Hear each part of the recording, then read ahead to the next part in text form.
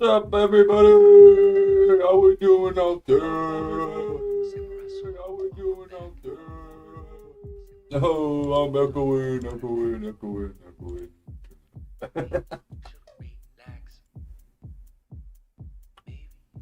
Alrighty, everybody, we're gonna be getting started here soon. I'm coming in. My channel's a little messed up. Let me adjust my channel this morning or this afternoon. I got my little buddies little dancing for me. Dance, little buddies, dance.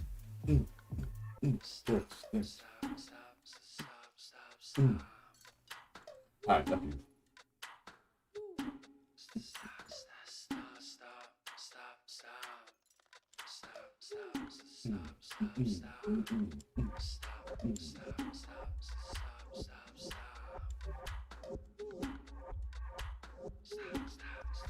Wow. It only took 10 minutes for my thing to pick up that I was screaming. My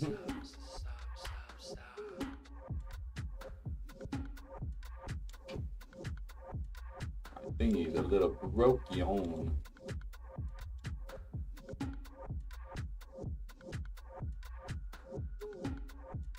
Throw some balloonies. Woo! We got balloons. We got balloons. They're flying everywhere. Balloons.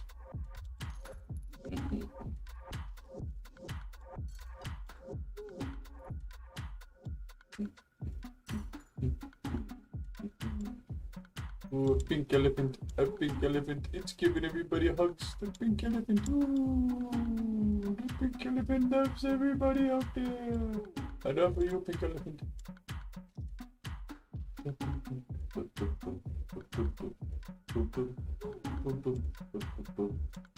Everybody likes a puppy. The puppies are so cute. Getting that quiche. Gotta get that quiche.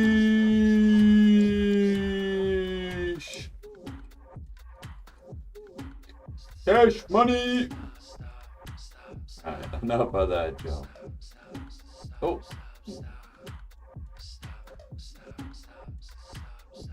Bloop. Bloop. Alright, too much fun. Alright, how's everybody doing? I love having too much fun. Alright, let's get started here, folks. Folks. How's all you good folks doing out there today? Look, can't see anything. The wrong one. There we go. Alright, how's everybody doing today? It's your boy, it's Joey. Welcome to the stream. Super pumped up today, guys. I got the next 3 nights off today. Let me say that again. Next 3 nights off again. Well, not again, but finally. Feels like forever since I've had a day off, so super pumped up about that. Yeah, so we should be able to to enjoy these next couple days. I know I'm gonna enjoy them. Shoot. We got some college work to catch up on. We got some. We just got some more studying to really blast through here. What else do I got? I got me and the wife's anniversary coming up here. It's coming up on Friday, the 15th. Even though I'll be working that night. That's coming up there on the 15th. It's a big 13 years together, guys. Woo woo! So shout out to my wife. Hello. Yeah. What else? Had a couple people join the Discord yesterday. Super pumped up about that. Still haven't finished it, so hopefully tonight, because obviously I'll be up all night. Tonight I'll be able to make the last couple. Well, not the last couple, but at least a couple of things I wanted to do to it. I kind of released it a little bit early yesterday during the stream, but it's okay. You know, for those out there who joined it, I just ask that you just be respectful on it, and be courteous to others, and just to respect the environment that I created. you know, it's going to be a learning tool for everybody, and a place to, you know, be able to express yourself creatively and stuff like that. That's what I want it to be, just to help build this community that I'm trying to build around what I'm, you know, what my channel and everything else is aiming for. So super pumped up about that. Like I said, you guys got me to 50 followers the other day, so that's a big plus. It's a big win for this channel right here, guys. I'm super pumped up about that. So we're gonna continue to drive forward with that success as we blast through part 6 here, OSPF. I did right before the stream. I was listening to a couple of OSPF. I was actually watching the Kevin Wallace CCNA course on OSPF. You know, I can't share that with you guys. That would be illegal of me. But he gave a great rundown of OSPF and stuff like that. So I caught that right before the stream, just to what's up, my YouTubers? Just to get a quick, just to give my mind a quick you know, rundown on OSPF again. So while we're getting into this this stream, while we're getting into this chapter review today, I just wanted to be a little bit more prepared with some more OSPF knowledge for you guys. So what we're gonna do, we're gonna start off right now. We're gonna jump into a actual review of chapter 19, even though I know we haven't even completed reviewing chapter 19. I still want to review it though, just to then see where we need to really pick up on where we really need to focus on. How's that? So without any more being said, let's me change where I'm at. Yeah. We'll go over to which scene would be appropriate for today. So on. All right. Welcome everybody. How we doing out there? Like I said, if you know, for you guys that are on YouTube and stuff like that, I am moderating YouTube chat. So I know I wasn't monitoring it so well in the beginning of these streams, but I am monitoring now. So if anybody out there on YouTube has any questions or anything like that for me, I am monitoring that. And how you doing? Let me say hello, everybody.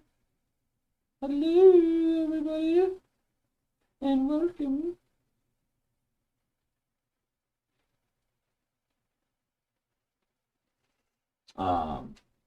So yeah. I had somebody drop off as soon as I said hello. All right. So let's get into the actual practice test here.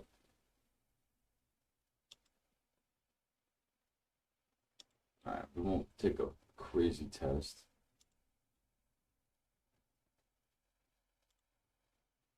OSPF. So yeah, we're just gonna review chapter 19 here. Let's start that. You know what I don't have? I don't have Epic Pen up. I always forget to get Epic Pen up every stinking time.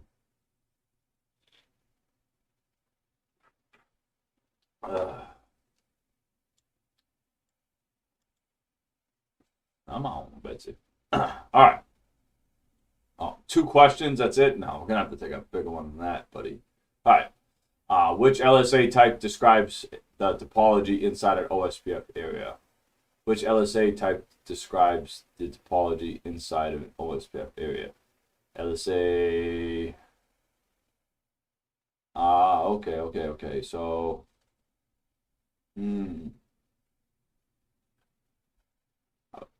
Kevin was actually talking about this too.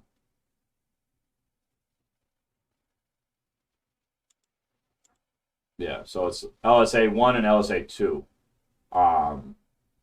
let's actually look that up so I can give you.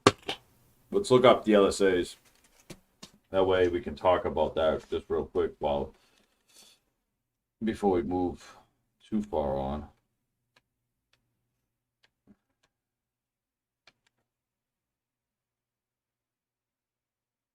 It's not giving me a breakdown of the LSAs. I want a breakdown of the LSAs, man. The breakdown.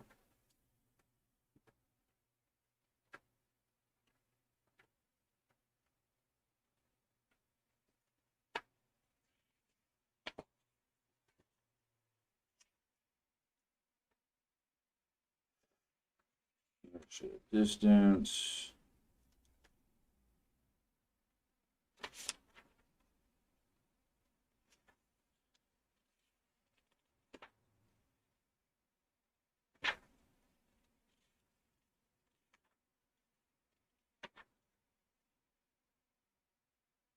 There we go. So, okay. So, LSA type 1, LSA 1, contents of the LSA, router ID, interface, IP, mask, current interface status,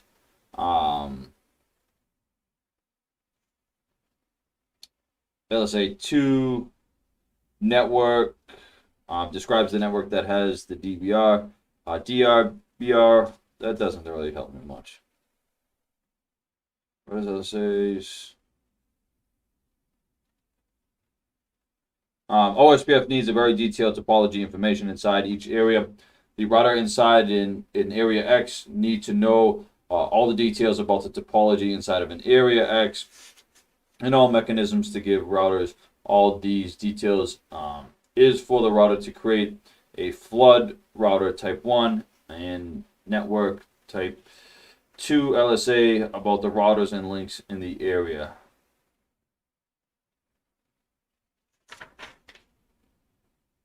So that's just stating that the type 1 and type 2 LSAs pretty much are what describes the OSPF area. All right. Which answers correctly describe the function of the and use of OSPF database description DD message? So, which answer correctly describes the function and use of the OSPF database description DD message? Database description: to exchange lists of identifying known LSAs, to exchange counts of known LSAs by type, used after forming a neighbor relationship and after link state update message, used after forming a neighboring relationship but before the link state, to exchange detailed contents of an LSA. So we got select two answers. Which answer correctly describes the function of the OSPF database description? To exchange the list of identifying known LSAs, to exchange counts after forming a neighbor relationship and after link any state update messages, after forming a neighbor relationship after forming a relationship but before any link states update messages. So we're going to go with this one.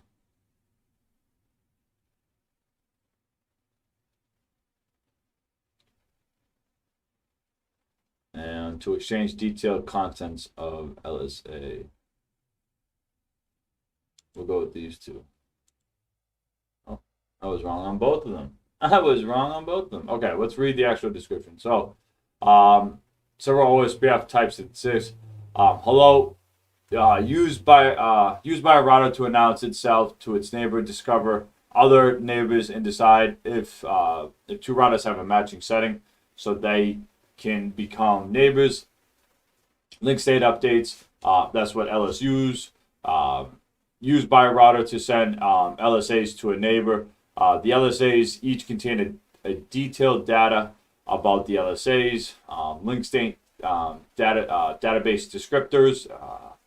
Used by a router after becoming a neighbor, but before sending LSUs to send a summary list of LSAs to a neighbor. The router uses the list to in the HTEDD Woo, man, that's awesome. Acronyms. I love acronyms.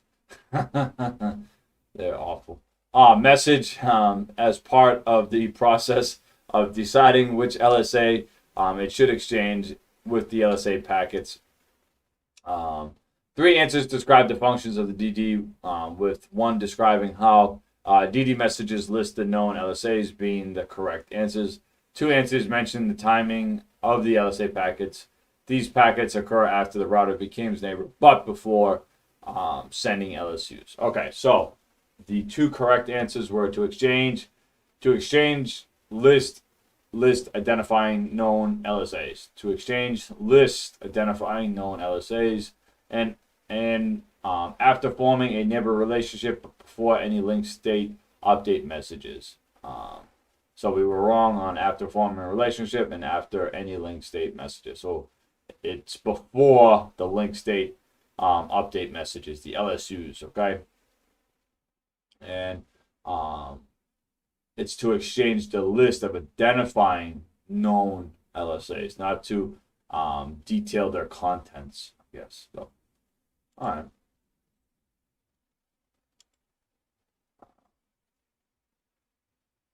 Oof, we boofed it.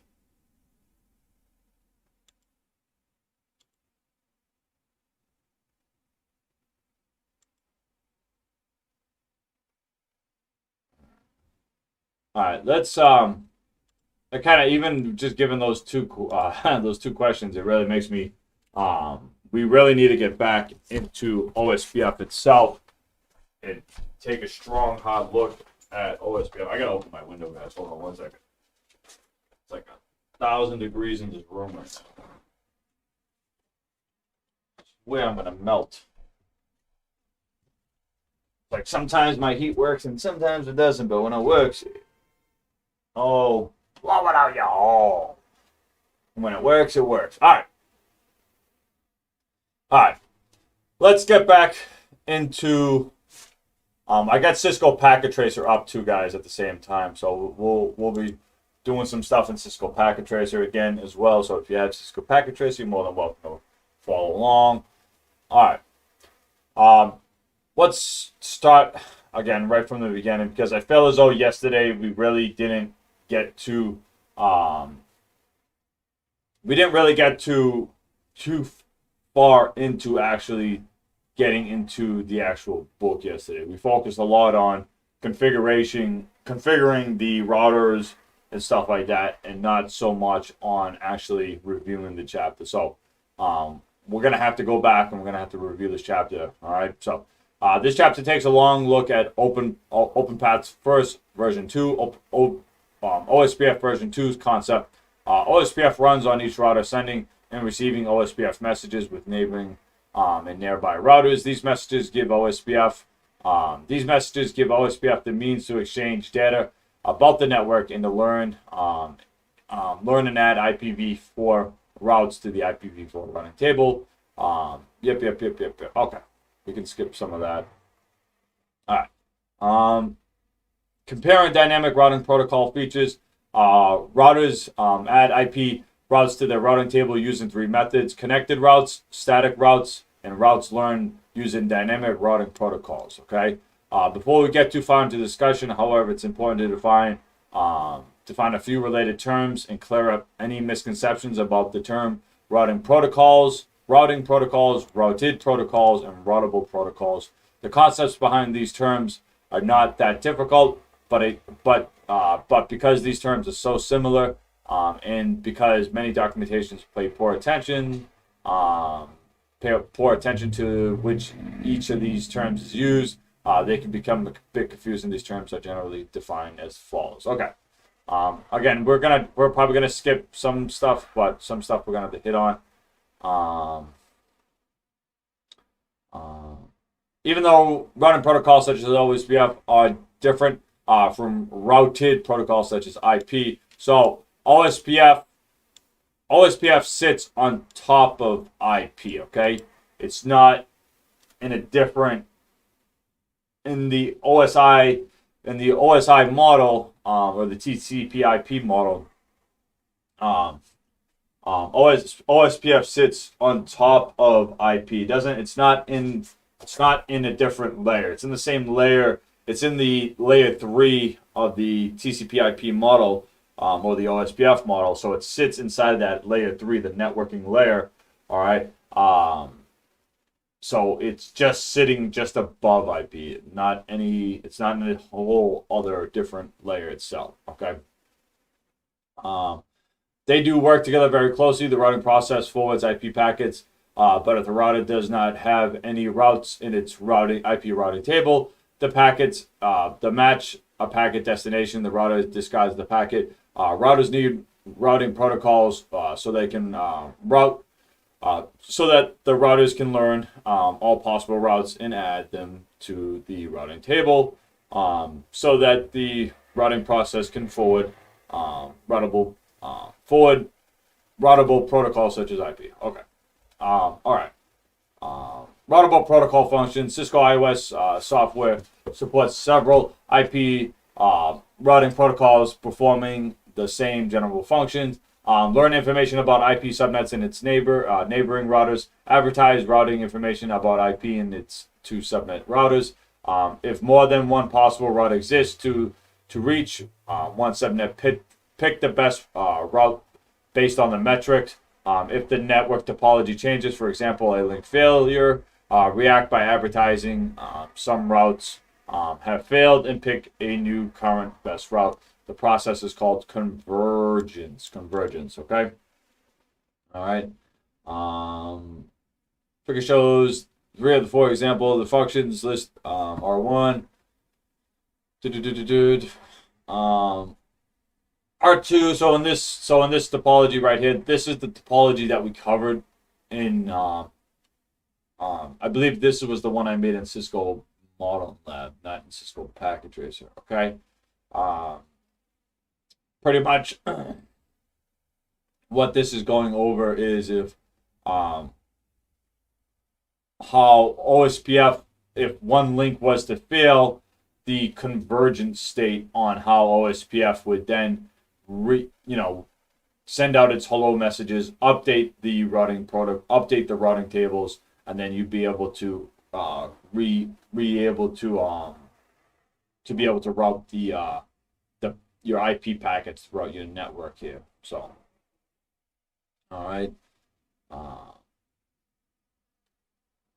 right, so let's pick up kind of here. IP routing protocols fall into two major categories: interior gateway protocols (IGPs) and exterior gateway protocols (EGPs). The definitions are as follows: IGP is a routing protocol that was designed and intended for inside a single autonomous system. EGPs, a routing protocol that was designed and intended for use between autonomous systems.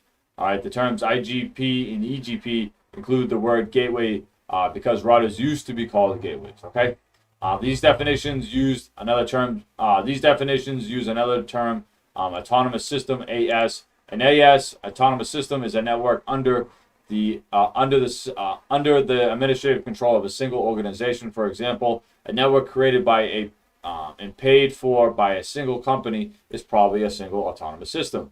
A network created by a single school system is probably a single autonomous system. And another example includes large divisions of states or national governments, with different government agencies might be able to build their own networks. Each ISP, internet service provider, is also typically a single autonomous system. Okay. Some routing protocols work best inside a single autonomous system by design. So these routing protocols are called IGPs, interior gateway protocols. Okay, interior gateway protocols. Conversely, routing protocols designed to exchange routes between routers in different autonomous systems are called EGPs, exterior gateway protocols. Okay, today border gateway protocols, BGP, border gateway protocols. Okay. Is the only EGP, exterior gateway protocol used. So we're using EGPs, BGPs, border gateway protocols. Okay.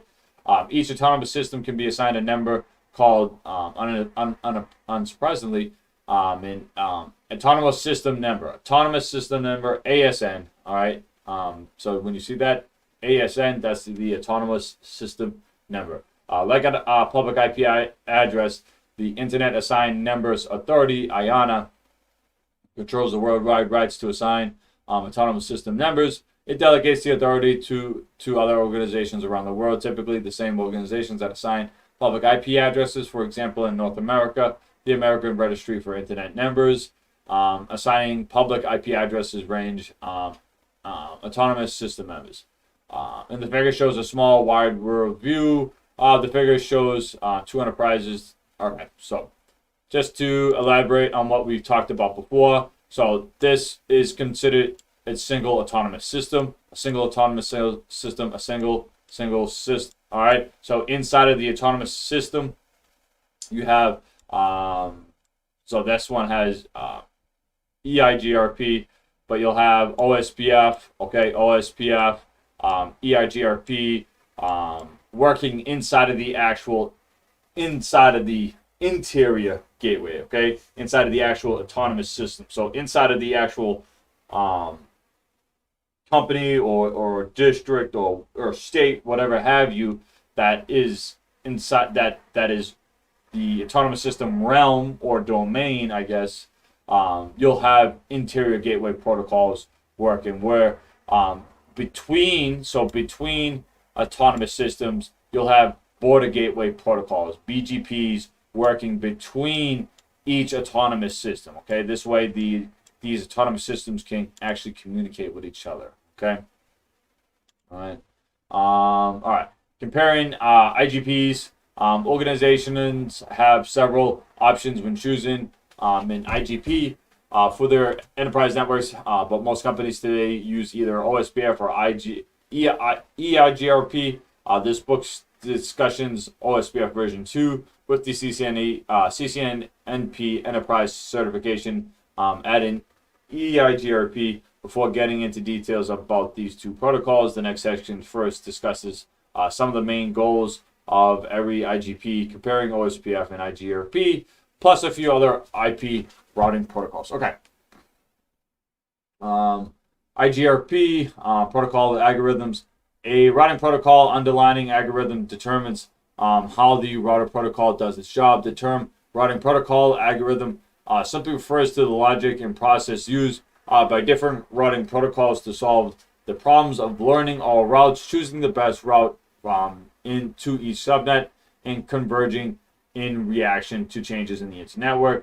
The three main branches of routing protocols algorithms exist for IGP protocols. So distant vector. So we have distant vector, all right, advanced distant vector, and then link state. Okay. Historically speaking, distant vector protocols were invented first, mainly in the 1980s. Routing in the 1980s. So RIP, all right, routing information protocol. So RIP stands for routing information protocol. RIP stands for routing information protocol. Cool. Okay. Which was the first popularly used IP distance vector protocol with Cisco proprietary interior gateway protocol, IGRP, being introduced a little later.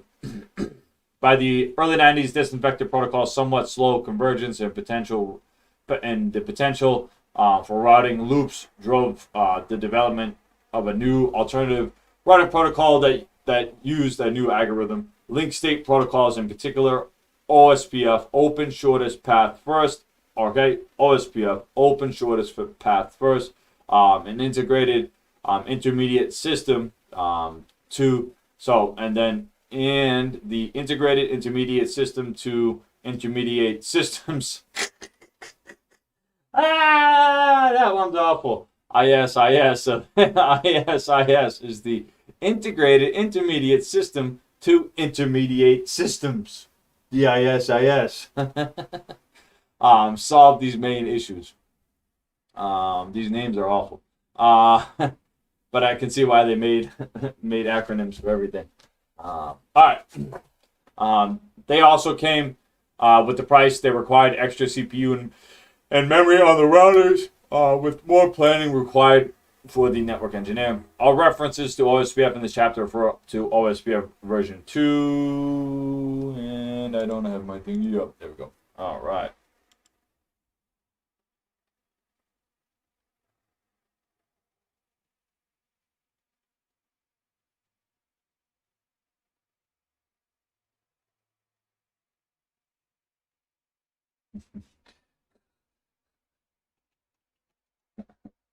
Oh, what's up, my muffin? Did did my Nightbot attack you? I'm sorry about that.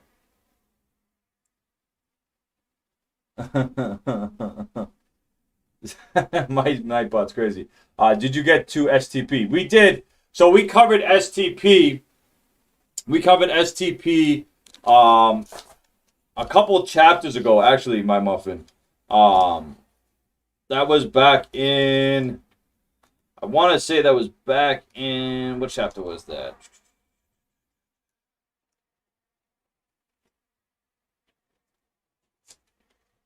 Oh boy.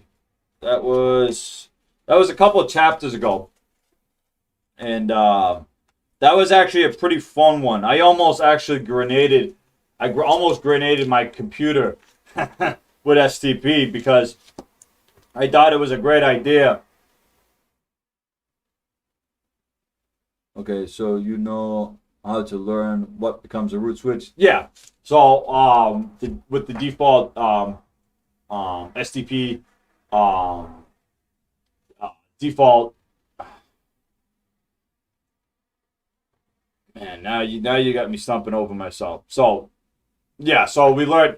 So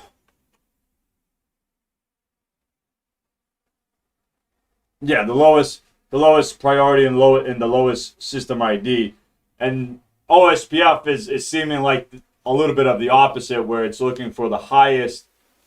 It's looking for the highest router ID and the highest. So it's a good way to remember when it's lowest versus highest. I see what you're saying, Muffin. I see what you're going with. So layer 2 lowest, layer 3 highest. Oh, okay. Nice. That's actually a good way to think about it. I didn't think about that. Huh. That's actually a really good way to think about it. Thank you for that, man. Yeah, STP was pretty neat when we learned about it. Because like I said, what I did was I hooked up on Cisco Modern Lab. I wanted to see how to I wanted to create a loop. So OSPF is manually configured router ID, the highest IP on the loopback, and highest IP on the interface. Yep. So I was just before today's stream, I was watching the Kevin Wallace CCNA videos, and he went over a great. It was a quick videos, but he went over a great examples on how to just configure it and how it all works and stuff like that. With giving, because yesterday during the stream we were going over the actual configuration portions of OSPF. We spent a lot of time on it, and we made a couple of mistakes and stuff like that. But I walked away with learning a little bit more about OSPF and stuff like that. OSPF is pretty neat. It's pretty neat. I like OSPF. But yeah. Yeah. Welcome, though, dude. Thanks for jumping in, man. Glad to see you here today, my brother. That rule is definitely helpful, man. I like that rule. Layer 2 lowest. I'm gonna remember that. Layer 2 lowest priority, and then layer 3 highest priority. I like that. That's gonna stick with me because that's it. That seems like an easy. That's like one of those easy ones to remember.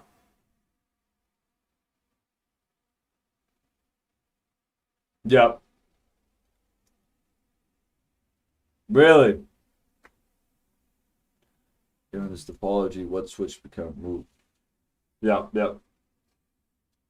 So we'll do a big before the before I go for the exam, we'll do like a big we'll walk through a whole bunch of we'll do like a big review on everything again, and hopefully on that day you can actually join in as we're doing one of those big review type things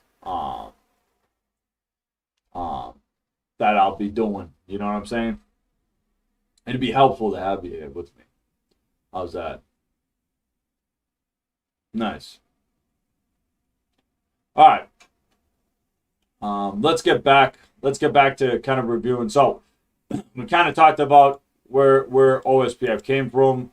Around the same time of the introduction of OSPF, Cisco created a proprietary routing protocol called Enhanced Interior Gateway Routing Protocol (EIGRP), which use some features of the earlier IGRP protocol. EIGRPs solve some of the same problems as did link state protocols, but EIGRP required less planning when implementing the network.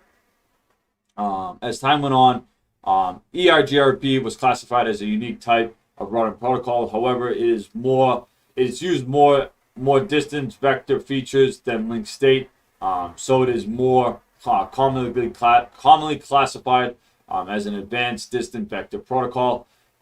Metric routing protocols choose the best route to reach a subnet by choosing the route with the lowest metric. For example, RIP used a counter of numbers of routers, so numbers of hops, boop, boop, boop, boop, between the routers in distant and destination subnets, as shown in the example on the figure. OSPF's total the cost of the association with the interfaces in the end-to-end route, with the cost based on link bandwidth. List of the most common IP routing protocols in some details. So if you guys were watching yesterday, what we were doing in our lab, we had the 4 routers, and then we changed the cost of each link. And when we changed the cost of the link, OSPF changed the way it was routing. It was trafficking the packets throughout the little network that we had created. Instead of it flowing in just a circle, we had it flowing in a couple different directions, just to see how we could alter OSPF in its on how it took its path, or at least on how it determined which path was going to be the best for it. So we have RIP, hop count, the number of routers between number of hops between a router and a destination. OSPF cost, the sum of an interface cost setting for all links in a route, with the cost defaulting. So there's a word right there, defaulting to the base of the interface bandwidth, and which was brought up to me yesterday, where fast Ethernet, gigabit Ethernet, and so on and so forth all has a default cost of 1. Okay, but then you can alter that and give cost. You can all those also. There was also, I read away, there was also a way to do an auto, somewhat like an auto setting on it as well. I couldn't do it in Packet Tracer, but I could probably do it in CML. But we'll do that later. And then we have EIGRP calculation based off of bandwidth and delay, calculated based on router's slowest link and the cumulative delay associated with an interface in a router. A brief comparison of a metric used by an older RIP version versus the metric used by OSPF shows some of the insight into why OSPF and EIGRP surpassed RIP. Some of the examples in which router B has 2 possible routes to subnet 10.1.1.0 on the left, on the side of the network of the shorter route over the very slow serial link at 15 gigabytes per second, 15K gigabytes per second, whatever, or the longer route over the 2 gigabyte Ethernet WAN. So this is just showing how RIP would choose the least hops to get from point A to point B, where OSPF would possibly choose bandwidth. All right, and that was actually we shown that too in that lab where it wasn't choosing the serial route by default. The serial route by default had a cost of 64, where again we had a couple fast Ethernet and gigabit Ethernets, but they had a defaulting cost at 1. And then we went back into the topology and we gave the fast Ethernet a cost of 5. And then the OSPF was then just primarily using the gigabit Ethernet Ethernets to get between each router within our topology there. All right. The left side of the figure shows the result of RIP in the network. Using hop count, router B learns of a one hop route directly to router A through the serial interface. Also, B also learns the hop to C. That's just going over that. It's just going over hop count. The right of the figure shows the better choice made by OSPF based on its better metric. To cause OSPF to make the right decisions, the choices, the engineer could use the default settings based on the correct interface bandwidth to match the actual link speed, thereby allowing OSPF to choose the fastest route. The bandwidth interface subcommand does not change the actual physical speed of the interface. It just tells the iOS speed what speed to assume the interface is using. All right. Other interior gateway comparisons. Routing protocols can be compared based on many features, some of which matter to the current CCNA exam, whereas some do not. The table introduces a few points and lists the comparisons point mentions in this book for earlier study for something. Yeah, okay, cool. All right. Classless sends mask updates, supports variable length, subnet mask. They all do. Algorithms, distant vector, advanced, and then link state. So RIP is obviously distant vector. ERGRP is like a combination between the two, but it's pretty much like an advanced distant vector, where OSPF is a link state. Okay, link state. Supports manual summarization. They all support manual summarization. What is a Cisco proprietary? So Cisco proprietary is ERGRP. Running updates are sent to a multicast address. So if you guys remember yesterday, the multicast address that OSPF was using was 224.0.0.5. That was the multicast address that OSPF was using to send all its hello messages throughout the topology. In the convergence, obviously we have RIP here as being the slowest on convergence, and ERGRP and OSPF being faster on convergence. Okay. Although Cisco created ERGRP and has kept it as a proprietary protocol for many years, Cisco chose to publish ERGRP as an informational RFC in 2013. This allows other vendors to implement ERGRP while Cisco retains the rights to the protocol. Okay. So you could see ERGRP in other vendors. That's pretty much what that's stating right there. All right. We got into the top row of the table. Routing protocols can be considered to be a classless routing protocol or a class-full routing protocol. Classless routing protocol support variable length subnet mask, as well as manual route summarization by sending routing protocol messages that include the subnet mask in the message. The older RIP version 1 and IGRP routing protocols, both class full routing protocols, did not. Okay. Also note that the older routing protocols, RIP and IGRP, sent protocol messages as IP broadcast addresses, while the newer routing protocols in the table all use IP multicast destination addresses. So there we go again. IP multicast destination addresses. Okay. The use of multicast makes the protocol more efficient and causes less overhead and fewer issues with the devices in the subnet that are not running the routing protocol. Okay. administrative distance. Many companies and organizations use a single routing protocol.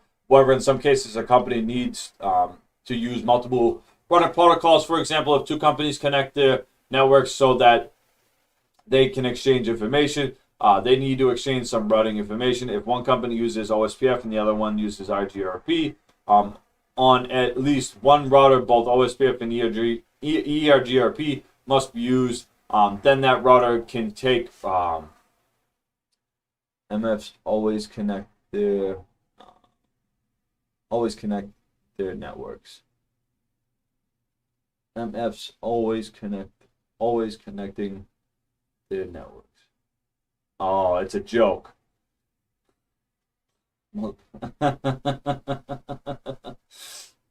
I got you, Muffin. I got you.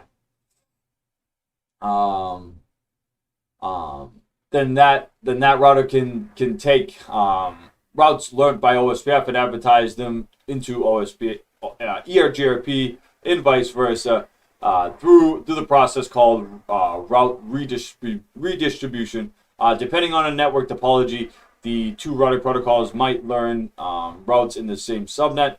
When a single routing protocol learns multicast routes in the same subnet, the metric tells it which route best is best. However, when the two routing protocols learn routes in the same subnet, because each routing protocol's metrics is based on different information, iOS cannot compare the metric.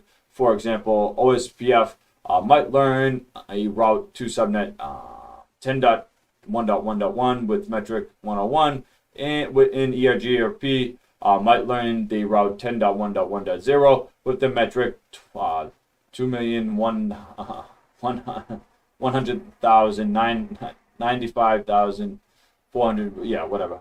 But ERGRP learned route might be the better route or might not. There is a simple non-bias for comparison between the two metrics. Okay. When iOS must choose between routes learned using different routing protocols, iOS uses a concept called administrative distance. Okay, so this is what administrative distance, when we were talking about static routes and stuff like that, and when we initially started talking about OSPF, when creating like static routing tables or when just creating routing tables in general, you can choose to put like a backup type route by using administrative distance. You can set up like a backup route to say like an OSPF learnt route. So if you had an OSPF learnt route in your routing table, but you wanted to ensure if by any chance if that route was to go down, you could use a backup route, and you would set that up by quote unquote using a floating route by giving it a greater administrative distance than say OSPF. And what would happen if OSPF was to go down, then it would then start using that floating route, that backup route that you had configured. All right. All right. Administrative distance numbers. All right. So, concept called administrative distance. Administrative distance is a number that denotes how believable an entire routing protocol is in a single router. The lower the administrative distance, the better. The more believable the routing protocol. For example, RIP has a default administrative distance of 120. OSPF uses a default of 110. ERGRP defaults to 90. When using OSPF and ERGRP, the router will believe ERGRP routes instead of OSPF, at least by default. The administrative distance value are configured on a single router and are not exchanged with other routers. All right. I have floating static routes home. It gets applied on backup ISP DHCP router 220 and is the AD for the DHCP route. I set it to 230. Nice. it gets applied on the backup ISP DHCP router. 220 is the administrative distance for DHCP. I set it to 230. Yeah, that's pretty sweet. That's pretty sweet, my muffin.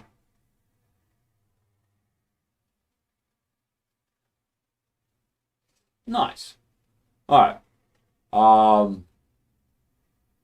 For example, rip, blah, blah, blah, blah, blah, blah, blah, blah, blah.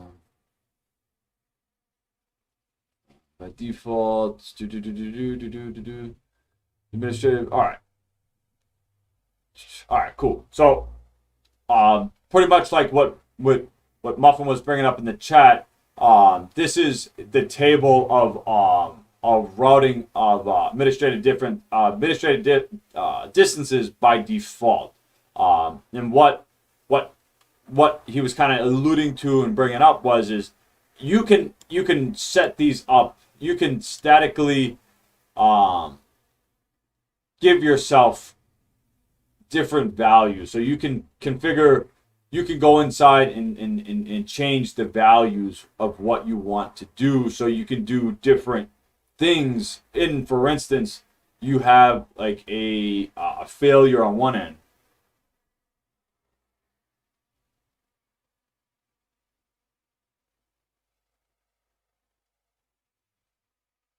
Yeah, it probably does. I mean, from vendor to vendor, the administrative distance probably change. This because you can see right here, it's saying for DHCP default routers, it's saying a default of 254. I mean, from vendor, like I said, from vendor to vendor, it's probably different. In some cases, it might be somewhat similar, but at least for Cisco purposes, this is what Cisco's pretty much putting out there. So connected is obviously physically connected. Okay, it's going to have an administrative value of 0, so it's automatically going to believe that. Static, so that's you as the engineer going in and saying, this is the route I want for my packets to go, my information to go. So it's going to have an administrative distance of 1. Okay, now again, you can change these. Okay, BGP, all right, border gateway protocol. So this is what's using between autonomous systems. So this is what gets used out in the big internet is BGP. All right, or as it's stating here, eBGP for exterior gateway protocol. So this is again what is being used between autonomous systems. ERGRP, again, this is the Cisco proprietary. It's still it's a hybrid distant vector protocol, and it has an administrative value of 90. IGRP, okay, this is an older protocol again, but it has an administrative distance of 100. OSPF, which is the more common one that you'll see today, has an administrative value of 110. IS integrated, oh boy, I'm not even going to start going down that one again. Has an administrative value of 120. 115. RIP, on the other hand, RIP isn't too common anymore, or shouldn't be too common anymore. Has an administrative value of 120. And then you have the exterior routers that could be possibly using IGRP, has an administrative distance of 170. And then you have a interior routing border gateway protocol. So interior route, IBGP, has an administrative distance of 200. All right, and then it's saying here routes via default route via learn on DHCP has a administrative distance of 254, and then we have some unusable categories giving us an administrative distance of 255. Okay, the show IP route command lists each router's administrative distance as the first of the two numbers inside the brackets. The second number in the bracket is the metric. Okay, so when you look at the show IP command, you will see the administrative distance and then the protocol to the number of bracket is the metric. So it's like the protocol, I believe, right?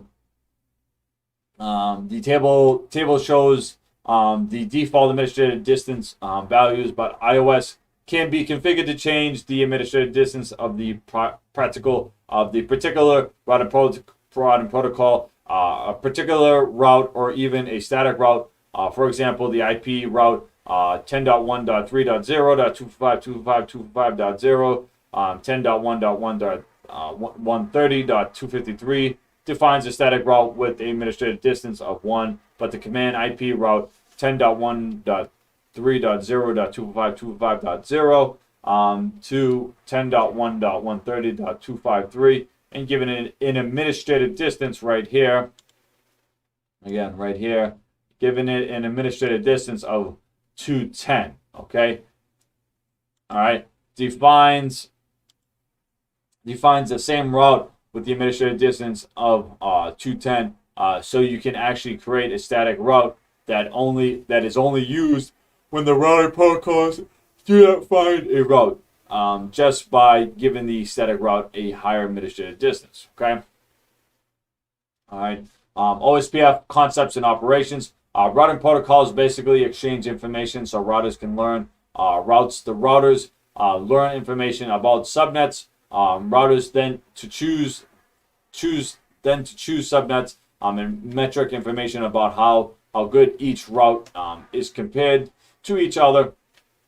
The routing protocol can then choose the currently best route to each subnet by building IP tables. Link state protocols like OSPF take a different approach to this particular of what information they exchange on what the routers do with the information once learned. The second major section narrows the focus to only link state protocols, specifically OSPF version 2. The section begins with the overview of what OSPF does by exchanging data about the network in data structures called link state advertisements. Link state advertisements, LSAs, okay? Then the discussion backs up a bit to provide more details about each of the three fundamental parts of how OSPF operates, how OSPF routers use neighbor relationships, how routers exchange LSAs with neighbors, and then how routers calculate the best routes once they learn all the LSAs. OSPF overview. Link state protocols build IP routes with a couple major steps. The routers together build a lot of information about the network, router link, IP addresses, status information, and so on. Then the routers flood the information, so all routers know the same information. At that same point, each router can calculate the routes to the subnets, but from each router's own perspective. Okay. Topology information in LSAs. Routers use link state protocols. Routers using link state protocols need to collectively advertise practically every detail about the internetwork to all other routers. At the end of the process of flooding the information out to all routers, every router in the internetwork has the exact same information about the internetwork. Flooding a lot of details and information to every router sounds like a lot of work, and relative to distance vector protocol, because it is. And then that's I guess if there's a drawback to OSPF, is because it is process heavy because of the amount of information that it's needed to process the OSPF, the LSAs, and whatnot. So let me just check. I want to make sure my daughter's not going to burn down my house by trying to make me coffee.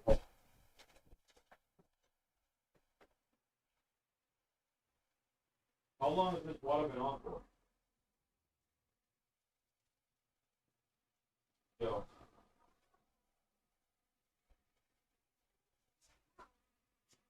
dude, how long has that water been on for? No water in it. That's how long it's been on for. Yeah, she just burnt all the water. Dude, she melted it. She melted my coffee pot.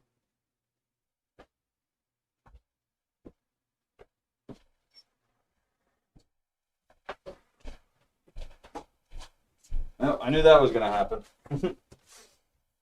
Holy guacamole! My daughter melted. My daughter just melted my kettle. Holy moly! I'm glad I went out there to check on it. I asked her if she could watch the kettle. Yep, kids will be kids. Holy moly, I'm glad I checked on it. Alright. Open shortest path first. The most okay. Where was I?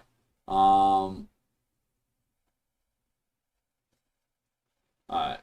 Routers using link state routing protocols need to collectively advertise practically. Yep. Okay, so we read that.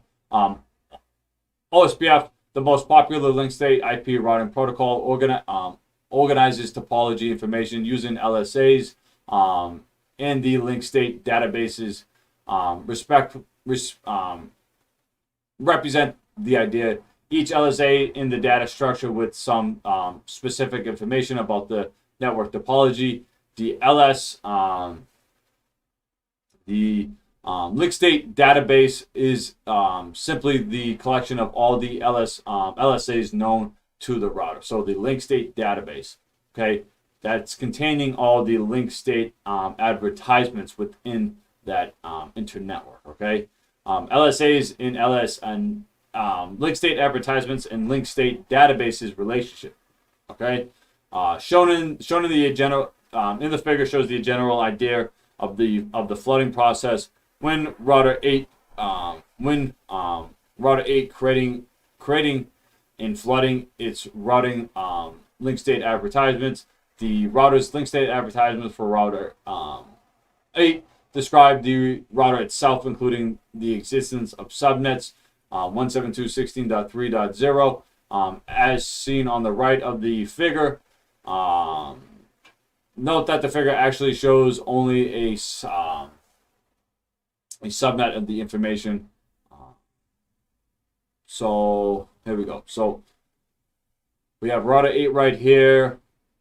It's got the subnet of 172.16.3.0. We got a FAR interface, and it's going to be blasting out that. And that's kind of what we saw. Let me get back here.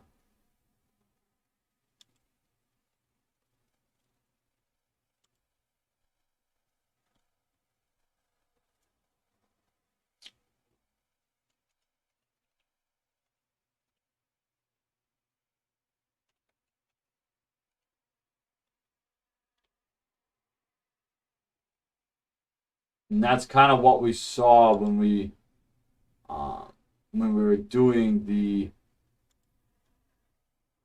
our lab yesterday. Actually, not this one.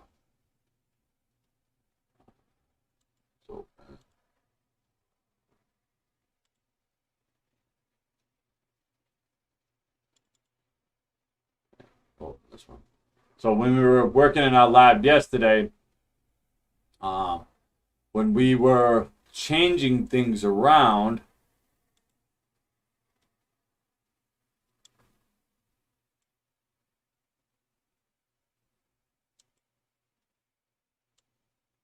so if we were to say,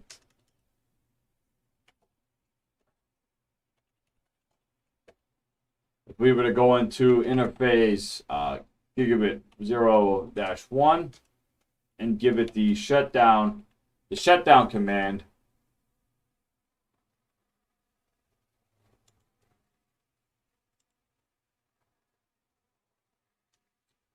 we're gonna have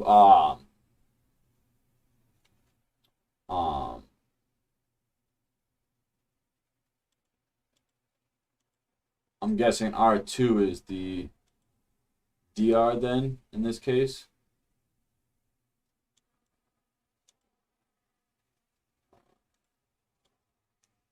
Need to know why.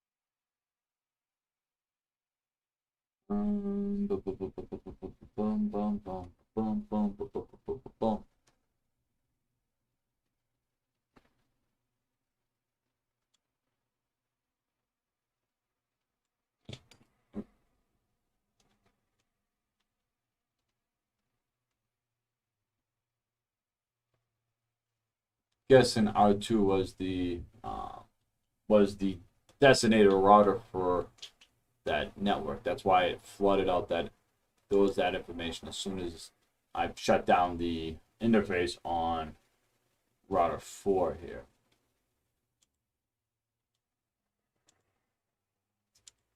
We'll bring that back up and then we'll see what happens.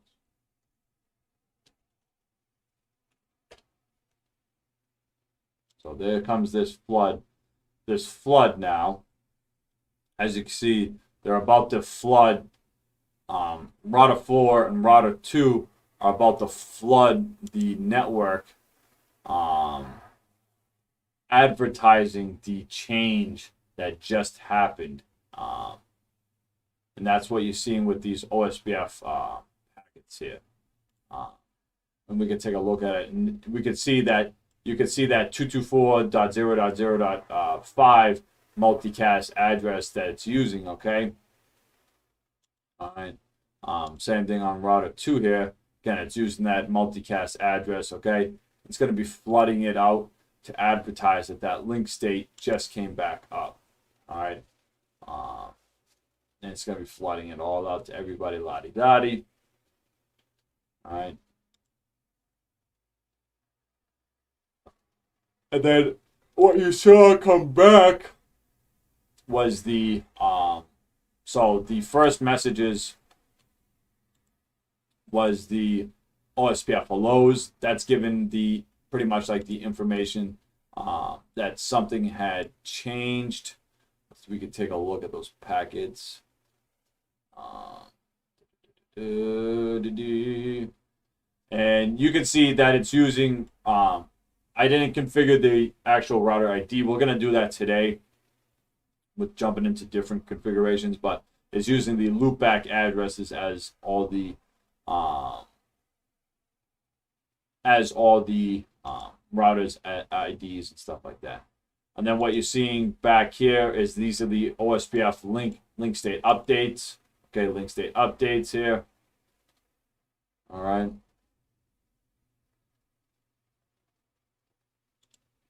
And then we're going to start seeing some OSPF acknowledgements there. Link state updates. Yep. Okay.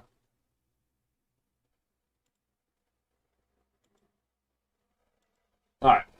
So that's what this is pretty much talking about here, is that flood that it's going to do, that OSPF is going to do. All right. Flooding LSAs using link state routing protocols. The figure shows a rather basic flooding process, with R8 sending the original LSA for itself. In the other router, flooding the LSAs by forwarding it until every router has a copy. The flooding process causes every router to learn the contents of the LSA while preventing the LSA from being flooded around in a circle. Basically, by sending an LSA to yet another router, routers communicate asking, do you already have this LSA? And then sending the LSA to the next neighbor only if the router has not learned about the LSA. Link state advertisement. Okay, link state advertisement. Once flooded, the flooded routers do occasionally reflood LSAs. Routers reflood the LSAs when some information changes. For example, when a link goes up or comes down. They also flood each LSA based on the on each LSA separate aging timer. All right, so it has a default aging timer of 30 minutes. Okay, all right. Applying, boy, I don't even know if I can pronounce that. De-jinxfer. De-jinxter. Sure. SPF math to find the best route. The link state flooding process results results in every router having an identical copy of the link state database in memory, but the flooding process alone does not cause the routers to learn what routes to add to the IP routing table. Although incredible detail and useful, the information in the link state database does not explicitly state each router's best rest route to reach a destination. To build routes, the link state router has to do some math. Thankfully, you and I do not have to know how to do the math. However, all link state protocols use a type of math algorithm called the I'm not even gonna pronounce that, shortest path first. So the SPF method. Okay, so the shortest path algorithm. Okay. How do I? Let me see if I can get this thing to say this. Actually, I want to know this word.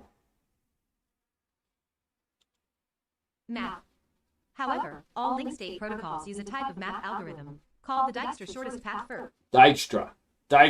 Okay, so that's the word Dijkstra. So that's the Dijkstra algorithm. The Dijkstra algorithm. I couldn't pronounce that if I tried, guys. So that's the Dijkstra. So that is the Dijkstra shortest path algorithm. The process to process the link state databases. That algorithm analyzes with math the link state database and builds the routes to the local routers. Local route should add to the IP routing table. Routes that list a subnet number and mask on the outgoing interface and next hop router IP address. Now that you have the big picture, now that you have the big ideas down, the next several topics walk through the three main phases of how OSPF routers accomplish the work of exchanging LSAs and calculating routes. Those three phases are becoming neighbors, a relationship between two routers that connect to the same link, created so that the neighboring routers have all means to exchange their link state databases. Exchanging databases, the process of sending link state advertisements to neighbors so that all routers learn the same link state. So all routers learn the same link state advertisements. Adding the best routes, the process of each router independently running shortest path first on their local copy of the link state database, calculating the best route and adding those IPv4 routing tables. All right, give me 1 second. I got to text the wife to grab me a kettle on the way home from her work. Because I would not like to go without any coffee.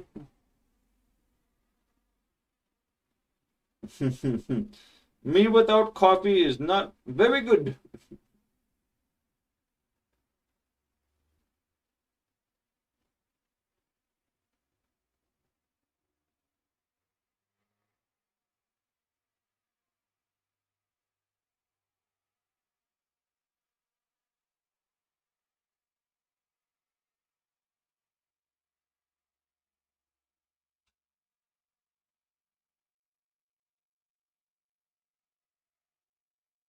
Boom.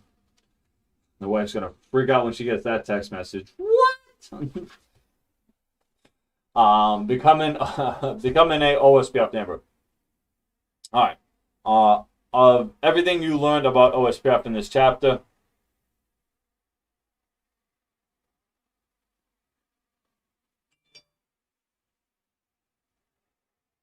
oh, that's pretty cool. It's a MacBook Pro, but it's a 16 touch bar. I wanted a 13 with no touch bar. With an OSPF-C, with which meh. I wanted a 13 with no touch bar. So what are you gonna be doing with it, Muffin? What are they gonna be having you do in this new job, my friend? If you don't mind me asking, what are they gonna have you do, my friend? Network engineering. Noise. Noise. Is it full-time remote, dude? That is freaking sweet, dude. That is clutch, dude. That is awesome, dude. I'm so happy for you. I am so happy for you.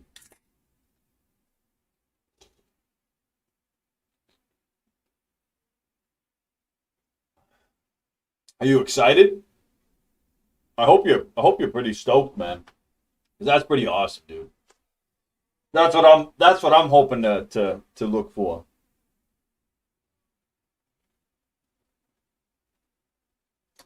My whole setup is for my personal laptop, which doesn't have USB-C. Yeah, it should be pretty cool.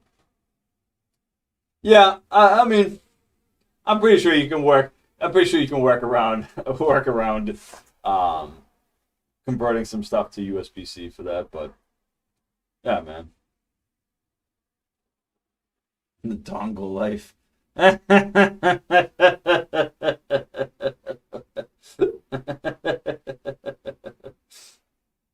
You're pretty cool, man. I like that. But that should be pretty awesome though, Muffin. Um, Doing remote engineering from home. That's pretty awesome, dude. Uh, yeah, I'm excited to hear from you. Um, it's all Juniper gear. Yeah, you were telling me about that. How I think you, a couple. I think the last time we had talked, you were talking about it was all Juniper and stuff like that. Um, Now, are you Juniper?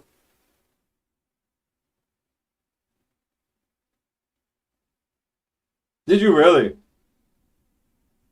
Um, are you Juniper? Have you done the Juniper certification or anything like that? I haven't even touched that one yet. But I'm curious to hear from you if you've done that cert yet, or if you think you need to do that cert. Um,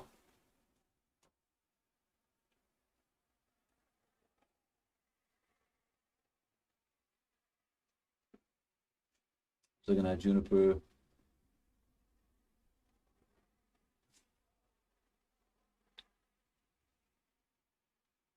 that would be good to fill in any vendor specific details. Yeah, that's what I was kind of thinking too. Just because I'm probably gonna run into once I get out to the IT field myself, I'm gonna probably run into people using that platform and whatnot. Um, so it would be probably in my best interest to dabble in things Juniper, because I honestly haven't even touched it yet, anything of it yet. So, oh, now I'm craving coffee. Oh, I want coffee. All right. So we read this.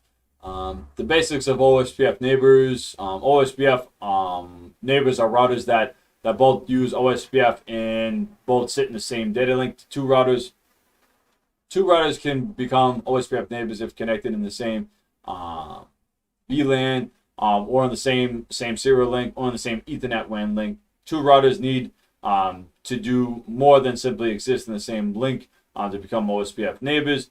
They must send OSPF messages and agree to become OSPF neighbors. To do so, the routers send OSPF hello messages, introducing themselves to the potential neighbor, assuming the two potential neighbors have compatible OSPF parameters. The two form an OSPF neighbor relationships and would display in the output of the show IP OSPF neighbor command. Okay. The OSPF neighbor relationship also lets OSPF know when a neighbor might not be a good option for routing packets right now. Imagine R1 and R2 from a neighbor form a neighbor relationship, learn LSAs, and calculate routes that send packets through the other routers. Months later, R1 notices that the neighbor relationship with R2 fails. That failed neighbor connection to R2 makes R1 react. R1 refloods LSAs, impacting by the link failed link and R2 runs SPF to recalculate its own routes. Finally, the OSPF neighbors model allows new routers to be dynamically discovered. That means new routers can be added to the network without requiring every router to be reconfigured. Instead, OSPF routers listen for OSPF hello messages from new routers to react to those messages, attempting to become neighbors and exchanging linked state databases. Okay, meeting neighbors and learning their router ID. The hello process by which new neighbors relationships are formed works somewhat like when you move to a new house to meet your various neighbors. When you see each other outside, you might walk over to say hello and learn each other's name. After talking a bit, you form a first impression, particularly as to whether you think you'll enjoy chatting with this neighbor occasionally, or whether you just wave and not take the time to talk the next time you see him or her outside. Similarly, OSPF, the process starts with the message called OSPF hello messages. The hello in turns list each router's ID, which serves as each router's unique name in identifying for OSPF. Finally, OSPF does several checks of information in the hello message to ensure that the two routers should become neighbors. OSPF router IDs are 32-bit numbers. As a result, most commonly output list of these dotted decimal numbers. By default, iOS chooses one of the router's interfaces IP addresses to use as its OSPF router ID. However, the OSPF router ID can be directly configured as covered in the section configuring the OSPF router ID in Chapter 20, implementing OSPF.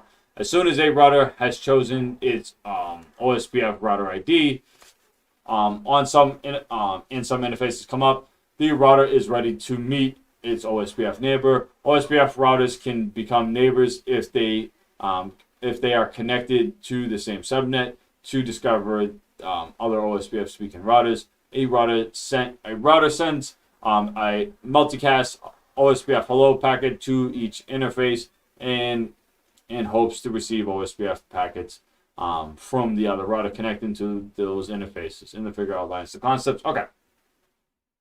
All right. So R1 and R2 both send hello messages onto the links. They continue to send hello at a regular interval based on their hello timer setting. The hello messages themselves have these features. Hello messages follow the IP packet header with the IP protocol type 89. Okay. The hello packets are sent to multicast address 224.0.0.5. Okay, so that was that same. Remember, that was the same multicast address that we were seeing in those packets that were being sent. Okay, a multicast IP address intended for all OSPF speaking routers. OSPF routers listen for packets to sent to the multicast address 224.0.0.5, in part hoping to receive hello packets and learn about new neighbors. Taking a closer look. Shows several of OSPF neighbors states used by the earlier formation of OSPF neighbor relationships. The figure shows the hello message in the center, in the resulting neighbor states on the left right edge of the figure. Each router keeps an OSPF state variable for how it views its neighbor. Okay, so it's just showing the steps in which OSPF is taken. So we have, obviously, the link comes up. R1 over here will, in this, at least in this topology, in this description, this figure, R1 sends the first hello messages. Okay, R2 will send the next message. Okay, and then so on and so forth. All right, take another sip of my seltzer water. All right. Following these steps in the figure, the scenario begins with the link down, so the routers have no knowledge of each OS as Routers have no knowledge of each other's OSPF neighbors. As a result, they have no state, no status information about each other as a neighbor, as they would not list each other in the output of the show IP OSPF neighbor command. At step 2, R1 sends the first hello, and so R2 learns of the existence of R1 as an OSPF router. At that point, R2 lists R1 as a neighbor, with the interim beginning state as of init. Process continues step 3 with R2 sending back a hello message. This message tells R2 that tells R1 that R2 exists, and it allows R1 to move through the init state and quickly to a two-way state. At step 4, R2 receives the next hello from R1, and R2 can also move into the move to a two-way state. Okay. The two-way state is a particular important OSPF state. At that point, the following major facts are true. Okay. Woo, let's read it. All right. The routers receive a hello from the neighbor with the router's own ID listed as being seen by the neighbor. The router has checked all the parameters in the hello received from the neighbor with no problems. The router is willing to become an OSPF neighbor. If both routers reach a two-way state with each other, it means that both routers meet all OSPF configuration requirements to become neighbors. Effectively, at this point, they are neighbors and ready to exchange their link state databases with each other. Exchanging the link state databases between neighbors. One purpose of forming OSPF neighbor relationships is to allow the two neighbors to exchange their databases. This next topic works through some of the details of OSPF's database exchange. Fully exchanging link state advertisements with neighbors. The OSPF neighbor state two-way means that the router is available to exchange link state databases with the neighbor. In other words, it is ready to begin a two-way exchange of link state databases. So once the two routers on the links reach the two-way state, they can immediately move onto the process of database exchange. The database exchange process can be quite involved with several OSPF messages and several interim neighbor states. This chapter is more concerned with the few of the messages in the final state when the database exchange has completed the full state. After two routers decide to exchange databases, they do not simply send the contents of the entire database. First, they tell each other a list of LSAs in their respective databases. Note, not all the details of the LSAs, the link state databases, just a list. Think of these lists as a checklist. Okay, let's read that one more time. After two routers decide to exchange databases, they do not simply send the contents of the entire databases. First, they tell each other a list of LSAs in their respective databases. So this is I'm going to gather this is an important key point to address again. First, they send each other a list. Let me highlight that. Each other a list of LSAs. Okay, each other's LSAs in their respective databases. Okay, I'm guessing that that's going to be an important topic as we continue here. All right. Not all the details of the LSAs, just a list. I think the list is a checklist. Then each router can check which LSAs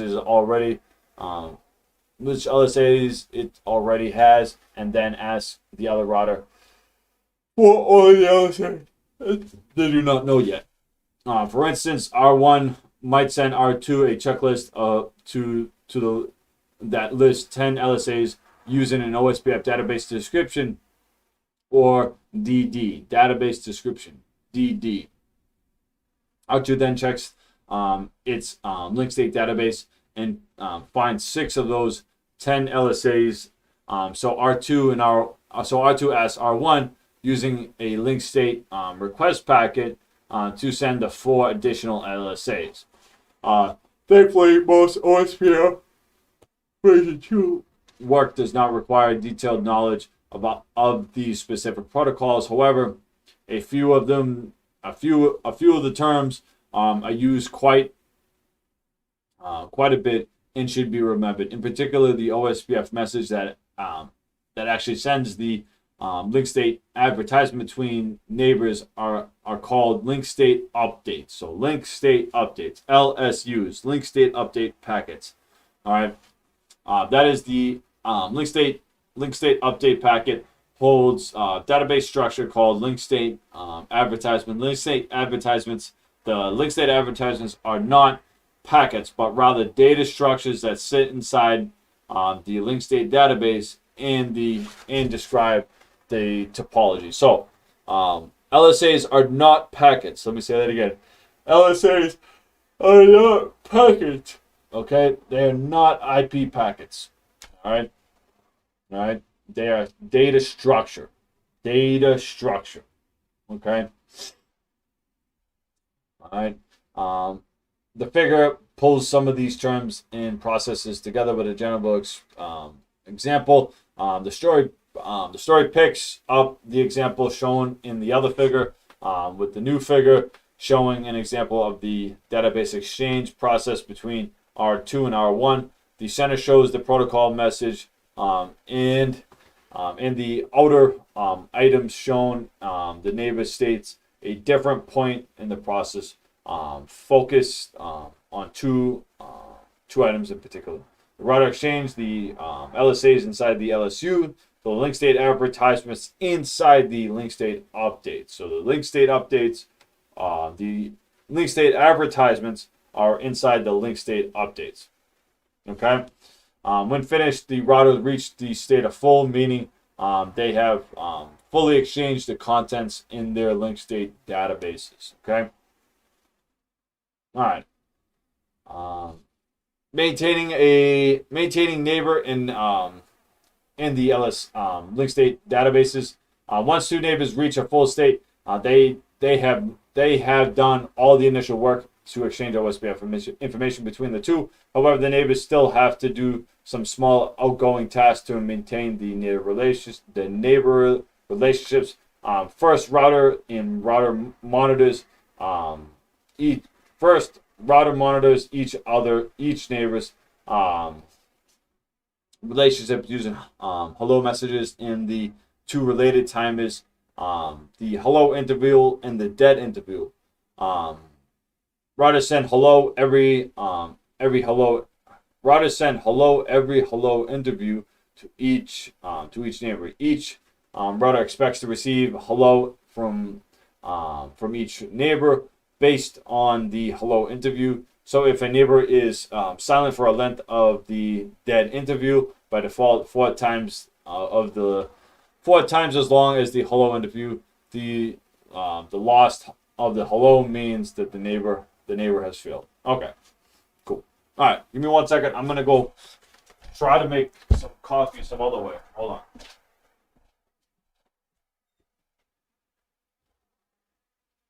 I can't believe she's going for her.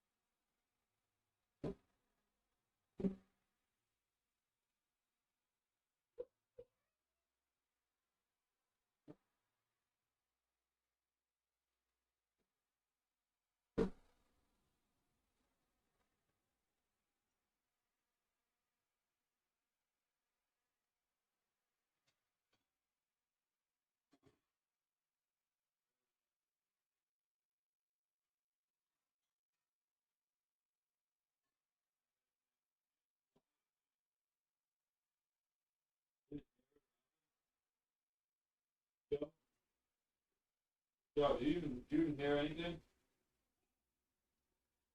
Huh? You didn't come out here to stop it? You think it's turned off? Good went on for her.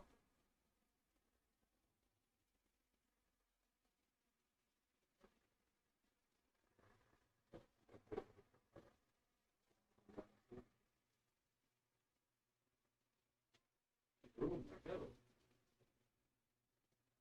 Wrong, huh, buddy? No, I haven't seen it.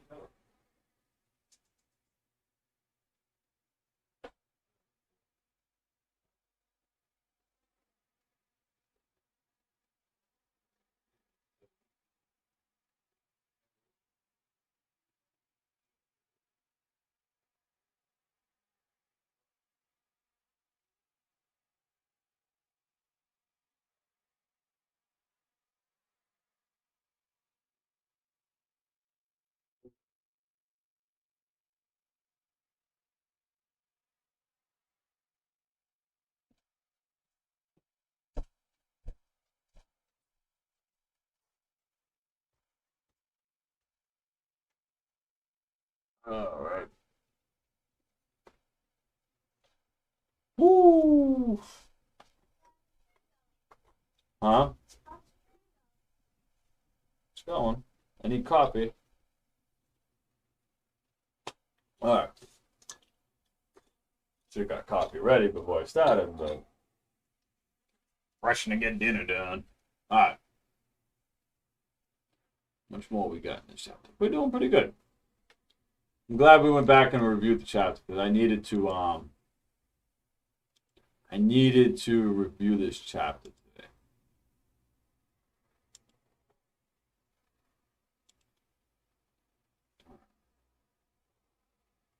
Oh, excuse me.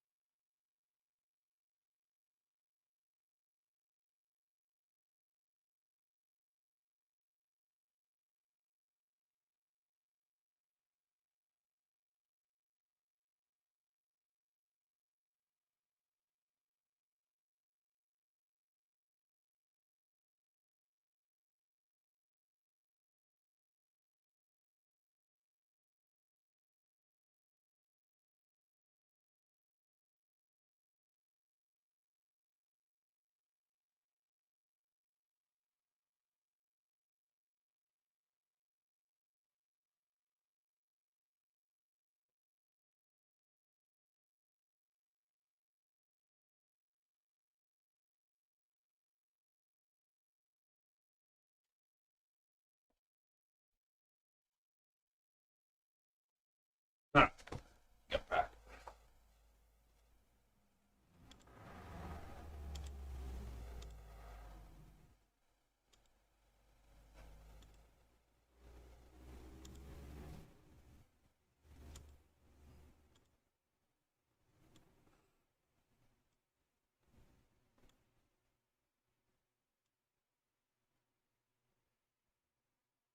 I need to move those. Yep.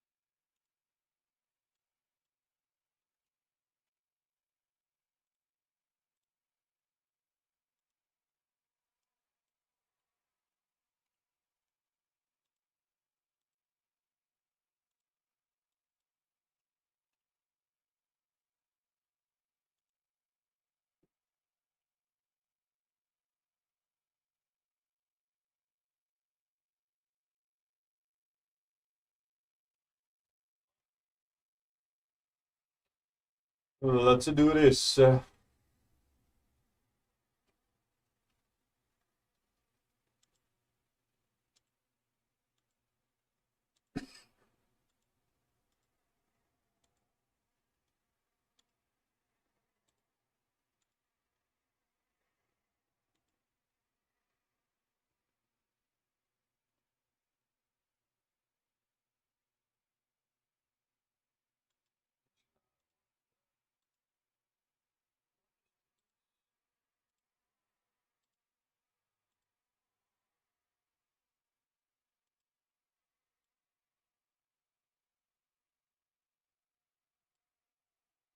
This one's gonna have its own. This one's gonna have its own like type area. Okay.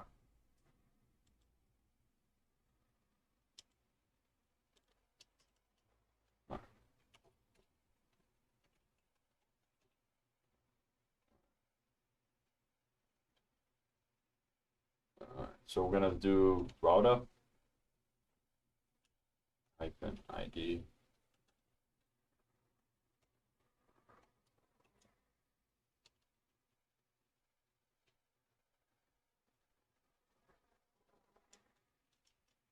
What's the command again?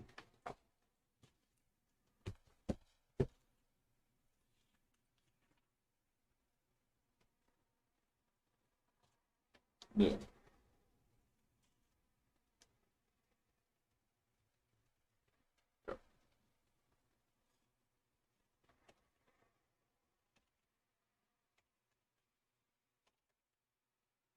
D. We're gonna call this router.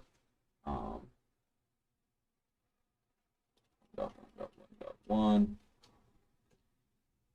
Okay.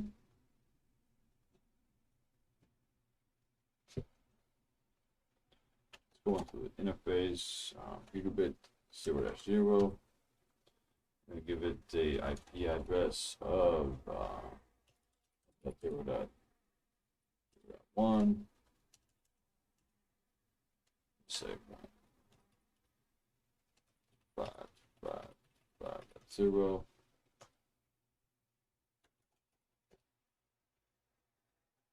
Okay.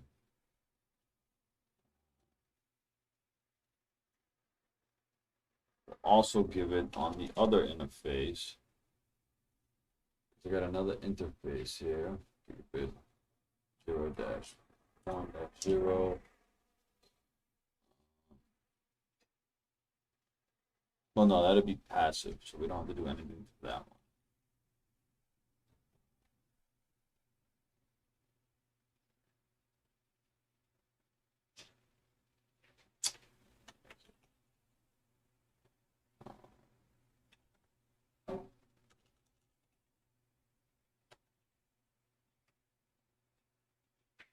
So we have a network of 10.0.1.0, and we have a 0.0.0.250. Then we have a passive interface. Gigabit. So that's it. All right. Let's do a do show run real quick.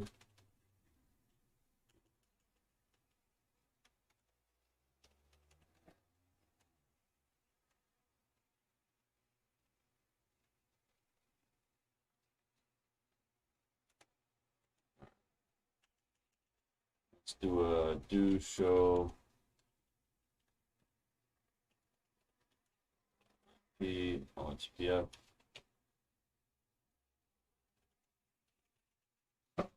Database. Nothing yet. Okay.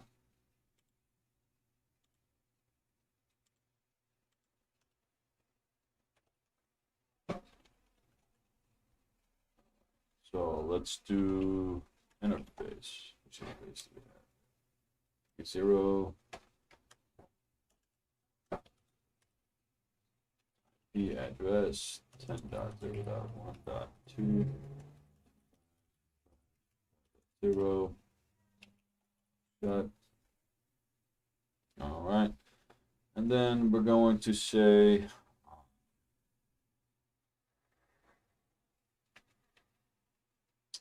base gigabit 1, the address 192.168.1.1 dot 0. Say no shut on that one. All right, so let's exit router OSPF version 1. Let's say router 2.2.2.2. Okay, I'm gonna say network 10.0.1.0 0.0.0.25 area 0. Okay, then we're gonna say network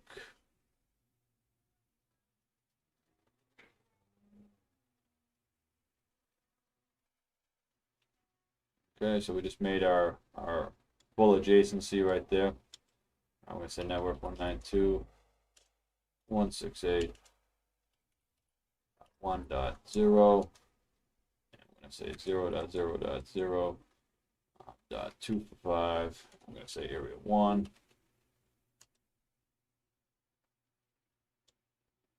Okay. And that completes that. Let's exit. Yeah. Let's do a do show IP OSPF database.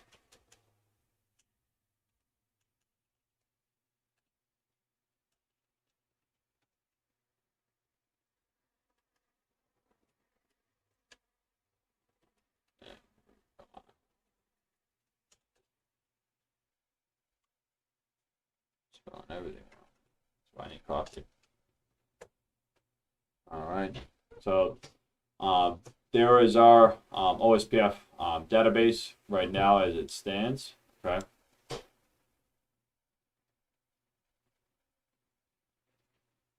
Very good.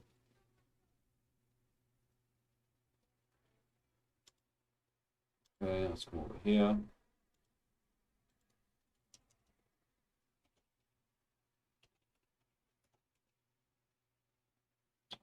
Interface, which interface am I going to? Gig 0. The address 2.168.1.2.2.5.0. Chat. Okay. Exit router OSPF version 1. Alright, we're gonna say network. We're gonna say router first. Router ID 3.3.3.3. Network. What we're gonna say on this one.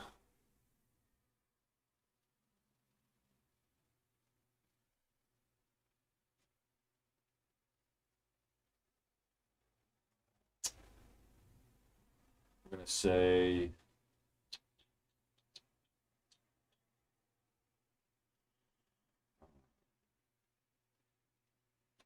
2.168.1.0 2.5 area.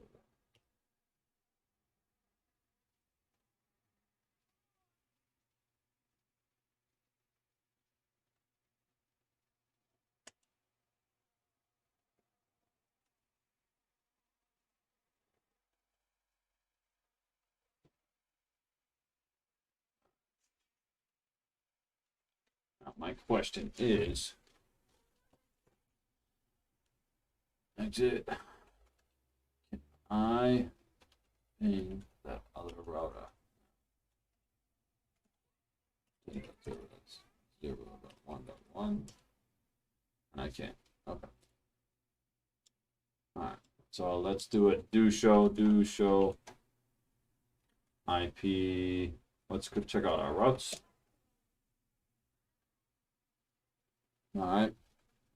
So we have our routes. So you can see what we have here. So the IA, all right, via 192.168.1.1. So via the gig interface on R2 here, we can get to the pretty much the 10.0.1.0 network. Okay, so that would be this network right here. Okay, even though yes, we're sitting in the 192.168.0.1 network. Okay, and we're in a different area, we are still touching. Technically, we're touching the backbone area. So let's do a do show IP OSPF database.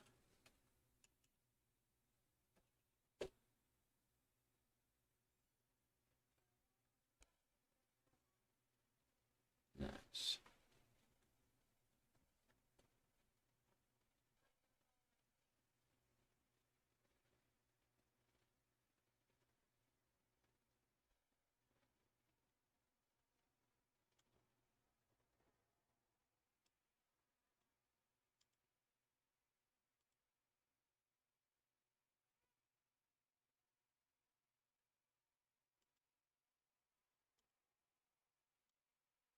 That's cool.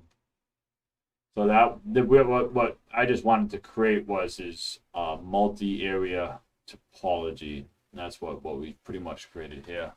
And if we would go back over to here,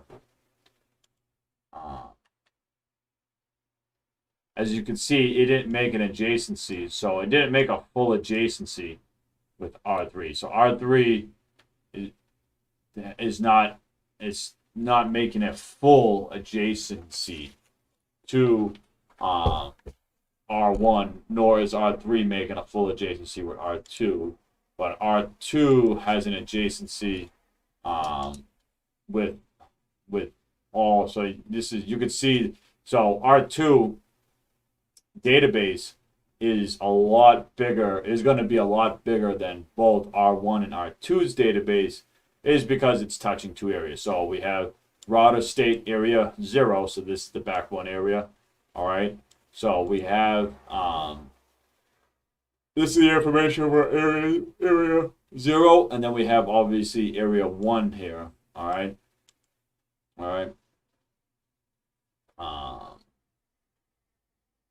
cool. That's actually pretty neat. That's actually really neat. And then if we were to look at, let's do a do show IP route for, and you can see right here with the IA via OSPF, we have the IA.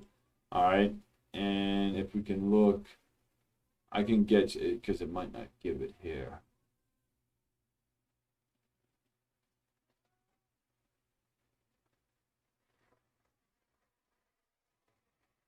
Yeah, it's not going to give it here what the IA is standing for. But the IA is like standing for like, it's standing for like, there's another area, independent, is it independent area? Is that what IA stands for? Independent area? It might be. It could be. But it's stating that there's another area via the off of the 192.1. So there's another, so via 10.0.0 10.0.1.2, there's another area, a 192.168.1 subnet, okay, via that IP address, okay. So it knows that it can send information. So if we were to do a ping, so ping, do ping 192.168.1.2, our pings are successful. Again, even though that you know what I'm saying, even though there's no full adjacency, because of R2 is holding all of that all that um that bigger link state database, it can route us there. So if we go R2 now and do show IP route, okay, you can see it has actually two connected routes. So it's actually not even showing anything via OSPF because everything is physically connected to that actual router. What did you do? It's coffee. How did you do that? What did you put in it? Did you want me to like use the one of the crushed ones? You know, like where little machine that crushes little things, or Yeah, which coffee? the ones already crushed. So you put the instant coffee in the.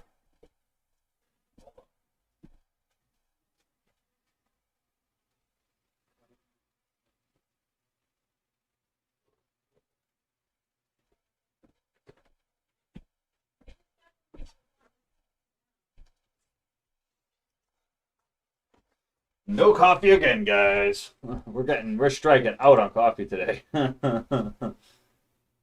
Striking out. Oh boy. I just want coffee. It's so hard to get coffee around here. Can you fill up the coffee? Can you fill up the water thing again so I can boil more water? Please. It's so hard to get a cup of coffee around here sometimes, I tell you.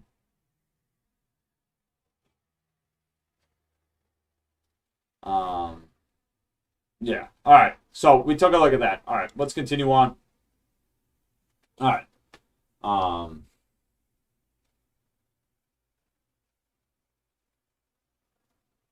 about to just chew on coffee grounds here in a second. All right.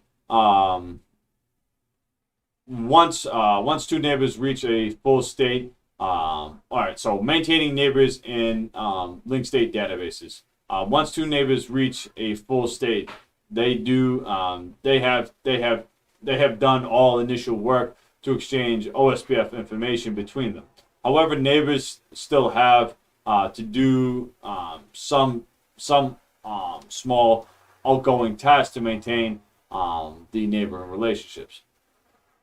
First, two routers monitor each neighbor relationship using hello messages and two related timers. The hello intervals and the dead intervals. All right, routers send hello intervals every. Routers send hello interviews. Hello every. Send hellos every hello interviews. It's too many hellos to each neighbor. Each router expects to receive a hello from each neighbor based on the hello interview. So if a neighbor is silent for a length of a dead interview, by default 4 times as long as a hello interview, the loss of the hello means that the neighbor has failed. Next, routers must react when the topology changes as well. The neighbors play a role in that process. When something changes, one or more routers change, one or more LSAs. The routers must flood the changed LSAs to each neighbor so that the neighbors can change its link state databases. For example, imagine a local area network switch loses power, so a router's gigabit 0-0 interface fails from up to down. The router updates an LSA that shows the router gigabit 0-0 as being down. The router then sends the LSAs to its network, and that neighbor in turn sends it to it then in turn sends it to its neighbor until all routers again have the initial copy of the LSAs of the link state databases. Each router's link state databases now reflect the facts of the original router's gigabit 0-0 interface failed. So each router will then use the shortest path to recalculate any routes affected by the failed interface. All right. A third maintenance task done by neighbors is reflooding each LSA occasionally, even when the. What's up, baby? I just can't find your, like, the coffee stuff that I make your coffee. No. Checked in the cupboards, but I didn't. Yeah, it's all gone. No. All I wanted you to do was just heat up that water. That's it. I was going to use. Yeah, just heat up the water for me, all right? Okay. Because instant coffee is not like ground coffee. You just put it into the cup that you're gonna drink. All right. That's it. Yeah, so just heat up. I just need you to heat up more water for me. All right. That's all you need to do, baby. Just heat up some more water for me. All right. A third maintenance task done by the neighboring is to reflood each LSA occasionally, even when the network is completely stable. By default, each router that creates an LSA also has the responsibility to reflood the LSA every 30 minutes. The default, so every 30 minutes, all right, is the default. Okay. Even if no changes occur, note that each link state advertisement has a separate timer based on the link state advertisement was created. So there's no single big event where the network is overloaded with flooding LSAs. Okay, cool. So the following list summarizes these three maintenance tasks for easier review. Maintaining neighbor state by sending hello messages based on the hello interval and listening for hellos before the dead interval expires. Flood any changed LSAs to each neighbor. Reflood unchanged LSAs as their lifetime expires. Default 30 minutes. All right. Using designated routes on Ethernet links. OSPF behaves differently on some types of interfaces based on per interface called the OSPF network type. In Ethernet link, OSPF default to use a network type of broadcast, which causes OSPF to elect one of the routers on the same subnet to act as the designated router. The DR plays a key role in how the database exchanges processes work. Which different rules than with point-to-point links. The DR plays a key role in how the database exchanges process works. Hold on. Everybody's talking outside. Hold on.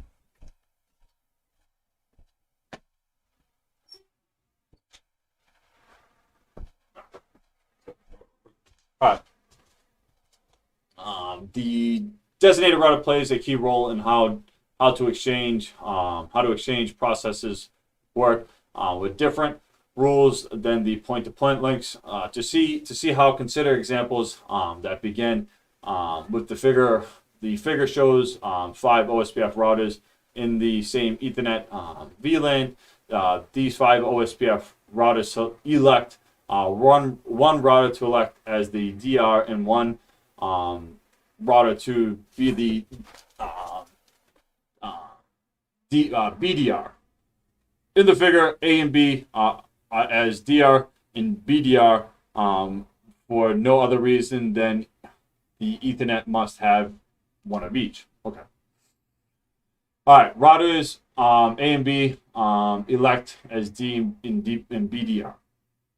The database exchange process of the Ethernet link does not happen between every pair of router on the same VLAN subnet. Instead, it happens between the DR in each of the other routers. The DR making the designated routers making sure that all other routers get a copy of the LSAs. In other words, the database exchange happens over the flow in the shown in the okay. So OSPF uses the BDR concept because the DR is so important to the database exchange. The BDR watches the status of the DR and takes over for the DR if it fails. When the DR fails, the BDR takes over, and then the new BDR is elected. Okay. To use the use of the DR BDR along with the use of the multicast address, making the OSPF link state databases more efficient on networks that allow more than two routers on the same link. The DR can send a packet to all OSPF routers in the same in the subnet by using the multicast address 224.2.0.0.5. The IONA reserves this address for all shortest path routers. Multicast address is just for this purpose. For instance, in the figure, the DR can send one set of messages to all OSPF routers rather than sending one message to each router itself. All right. Similarly, any OSPF router needing to send a message to the DR and also the BDR, so it remains ready to take over for the BDR, whatever. Can send those messages to the all shortest path designated router multicast address, the 224.0.0.6. Okay, so the 224.0.0.6. All right. Instead of having to send one set of messages to the DR, in other words, sent to the BDR, an OSPF router can send one set of messages, making the exchange more efficient. At this point, you might be getting a little bit tired of of some of the theory, but finally, the theory actually shows something that you may see in show commands on the router, because the DR and the BDR both do full database exchange with all the OSPF routers in the local area network. They reach a full state with all neighbors. However, the routers routers that are neither DR or BDR, called DROs, other than other DR others. Designated routers others. Nice name.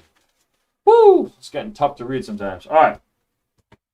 By OSPF never reached a full state because they do not exchange link state databases directly with each other. As a result, the show IP OSPF neighbor command on these DRO others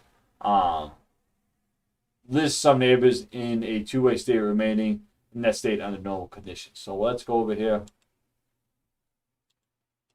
Which route are we at? Let's do the show IP OSPF neighbor command. All right, let's take a look. What do we got? Look at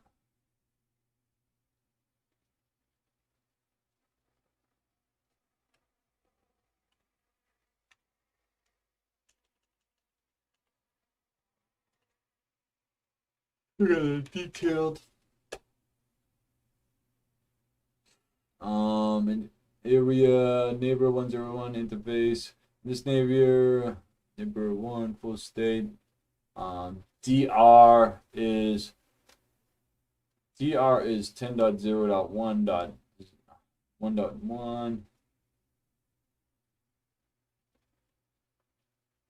So it's stating that in area 0 here, router 1 is the DR, but that could just be, we'll do there's a way to stop the process and then regain the process again. That way it kind of resets itself.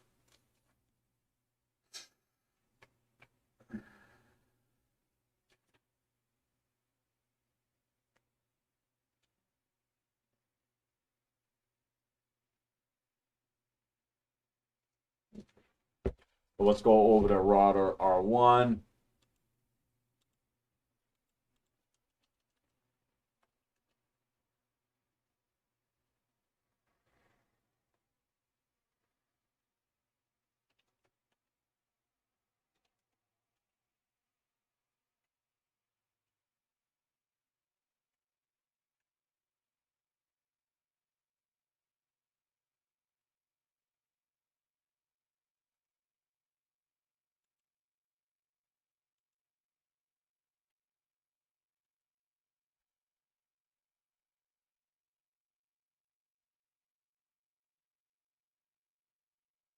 All right.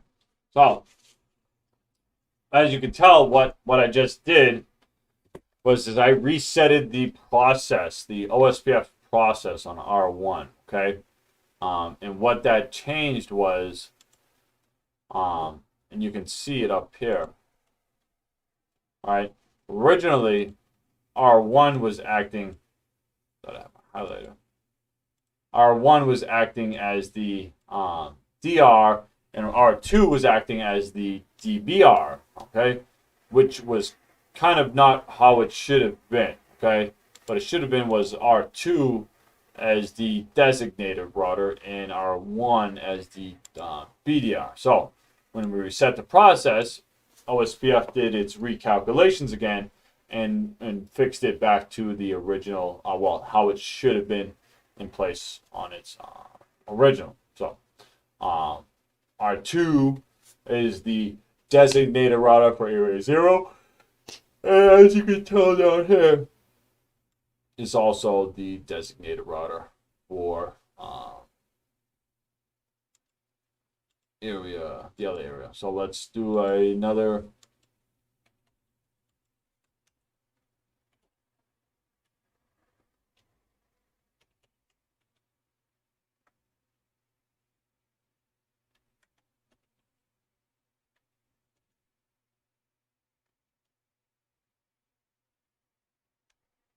Let's do that.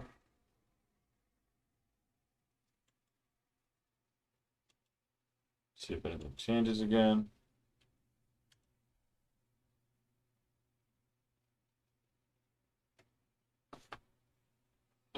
And when we did that, router 3 became the GR. Router 3 now became the DR for router for area 1. And you can see again the reason why that's happening is obviously the router ID name is greater first off, and also the IP address again is a greater IP address, well, higher IP address. So that's some of that right there. Okay, so we took a look at that.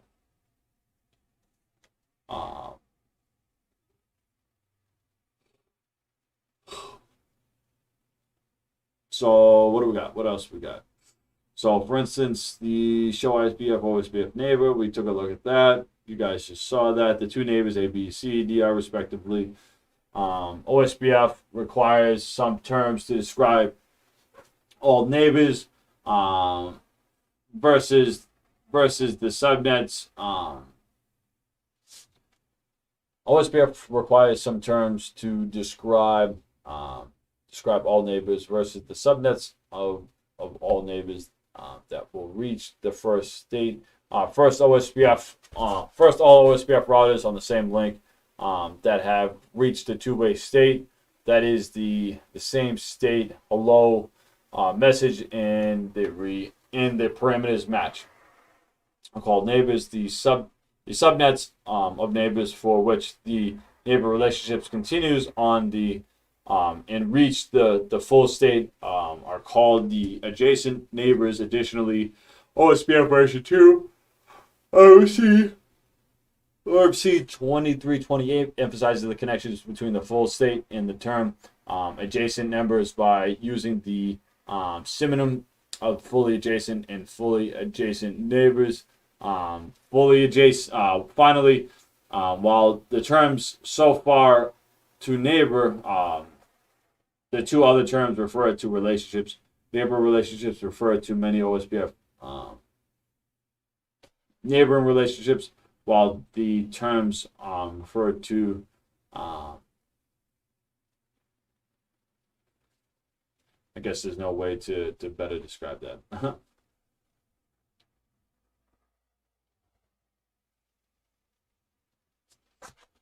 How much more we got? Not that much. So it looks like we're going to be calculating the best.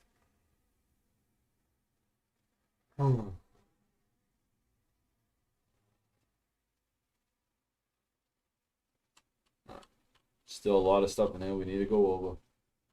Can't afford to skip anything. Can't afford to skip anything. I do need coffee though. Oh, boy. I've been trying to get coffee since 5 o'clock. My time.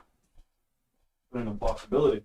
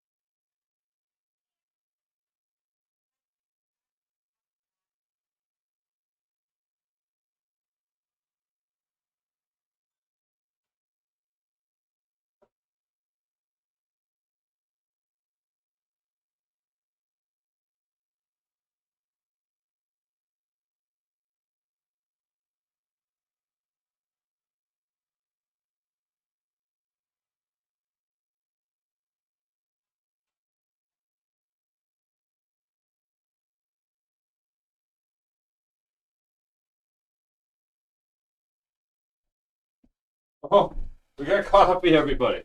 We got coffee finally. Holy guacamole. It's instant coffee, but it's coffee nonetheless, my friends. Holy guacamole. It only took a couple hours, but we got it. We got coffee. I'm a happy boy now. I'm gonna wake up. This is my morning time, guys. This is my morning time. So yes, it's almost imperative I get coffee.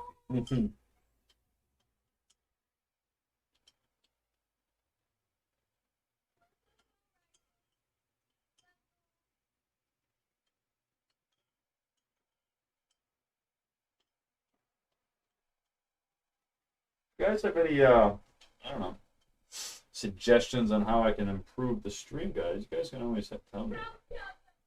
I'm always open for suggestions, guys.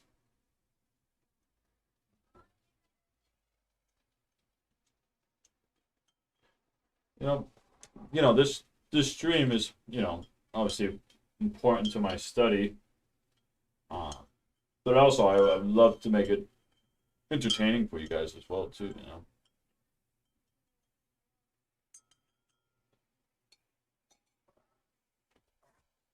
Right.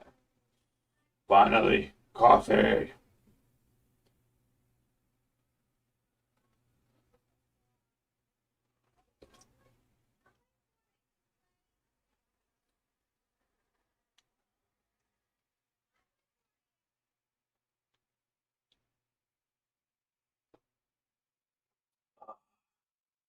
Instant coffee. Not the best stuff in the world, but coffee nonetheless.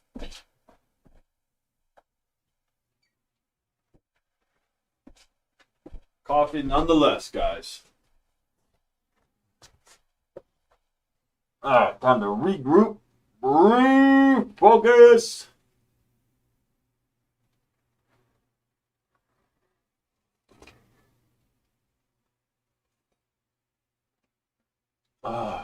So good. Woo. Looks like a kick right in the teeth, baby. It's nice and thick, too. Thick coffee. It's like mud. I love it. All right.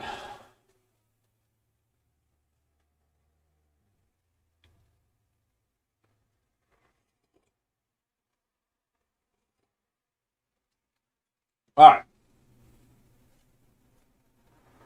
Don't you time out, server. You dare. You time out, you're going to take down my other VM with you. You do it. All right. So I'll make sure my... I got to take that timer off of my freaking server so it stops doing that. All right. Calculating the best route with shortest path first.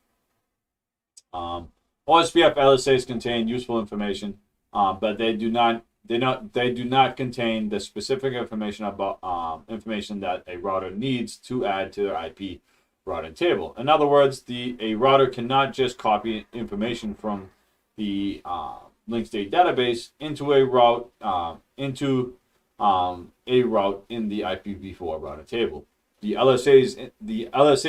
link state advertisements individually are more like pieces of a jigsaw puzzle. So to know what routes to add to a routing table, each router must do some shortest path math to choose the best route for that router's perspective. The router then adds each route into to its routing table. A route with a subnet number in mass in an outgoing interface and a next hop router's IP address. Although engineers do not need to know the details of how shortest path first does the math, they do need to know how to predict which routes SPF will choose as the best route. The SPF algorithm calculates all these routes for a subnet. That is, all possible routes for a router to the destination subnet is more than one route exists. If more than one route exists, the router compares the metrics, picking the best lowest metric route to add to the router table. Although SPF math can be complex, engineers with a network diagram, routing status information, and simple addition can calculate the metrics for each route, predicting the SPF choices. All right. Once shortest path first has identified a route, OSPF calculates the metric for a route as follows. The sum of OSPF interfaces costs for an outgoing interface in that route. Okay. Show in the example the three different possible routes for our 1 to subnet 172.16.3.0 at the bottom of the figure. All right. Let's create something like this. Let's get ready to rumble. All right. Let's do something like that. Let's build something similar.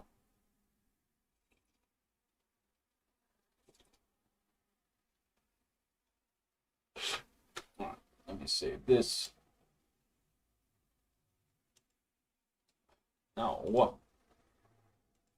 You know what I open?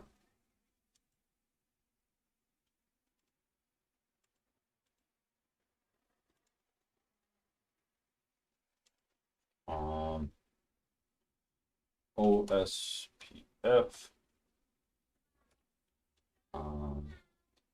Let's say 3 dash RID, router ID. You know what? I will put this, I'll post this on my packet McTracer.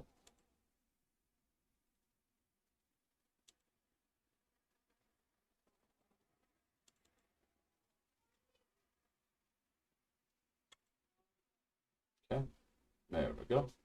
I post it on my packet McTracer.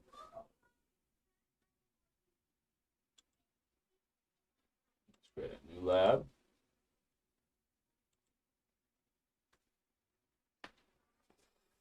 All right.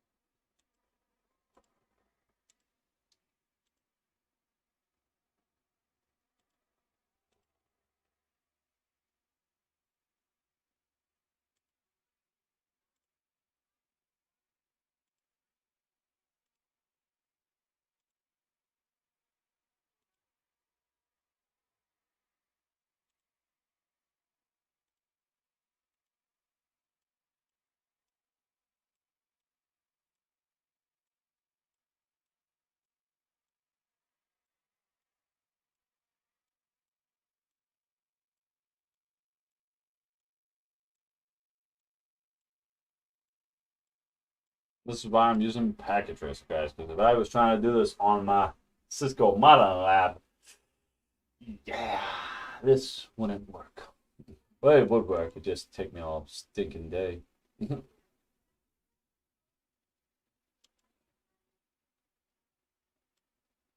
right.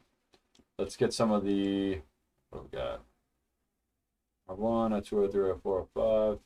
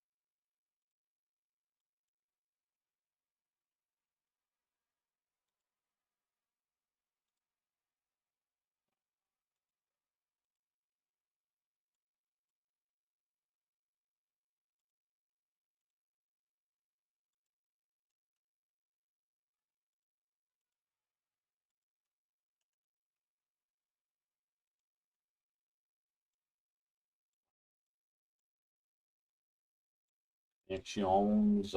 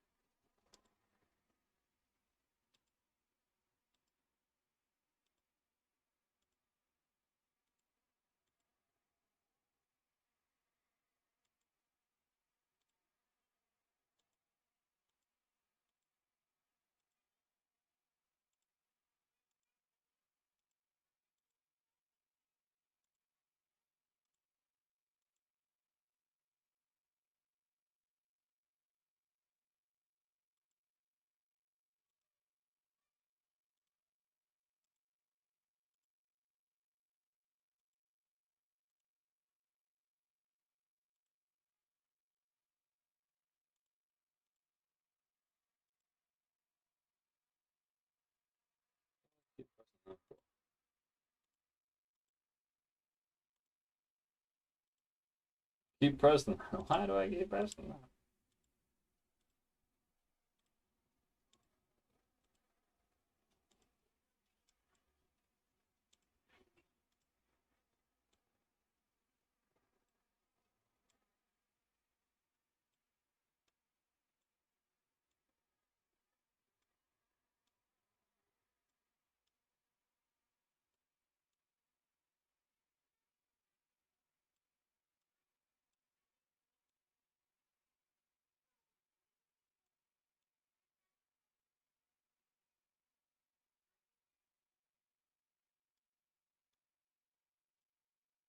I need to add.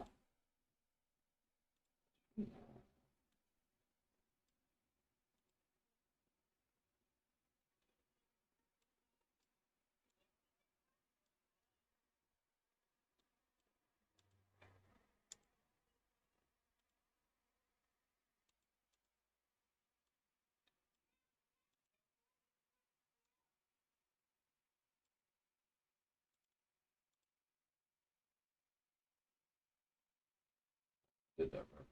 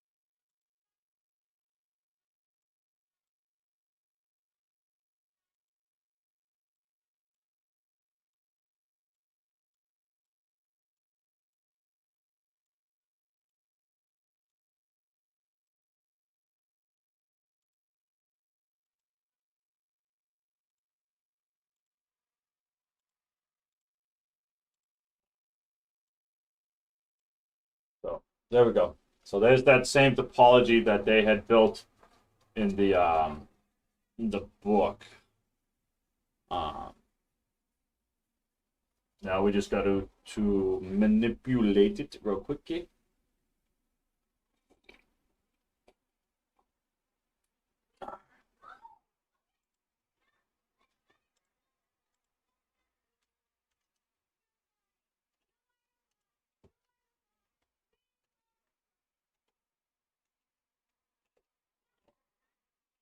What we got for IP addressing? It should be pretty quick and pretty easy. So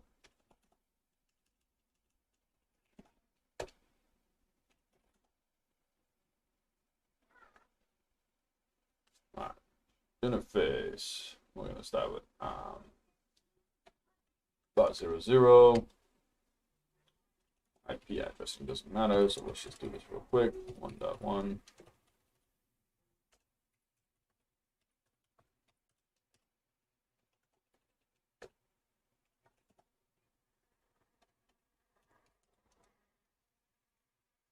Say.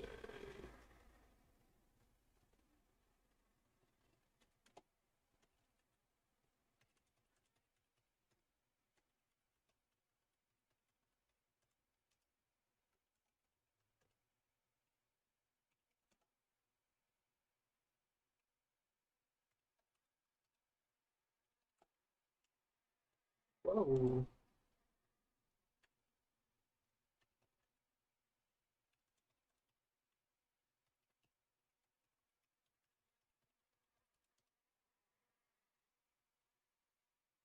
Mm.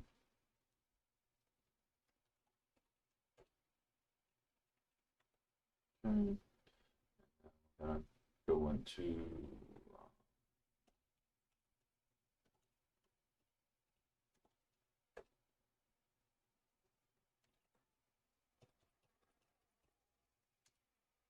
I'm gonna say network.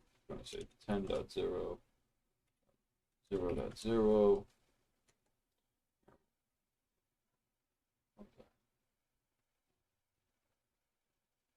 I had something to shut up. Was it me? Was it? Nope. Okay. All right. So we're gonna say 0.0. I'm gonna say 255. 255.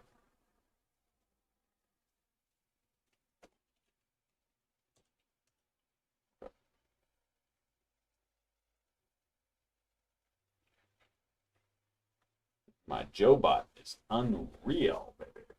He's a working machine. All right. Exit.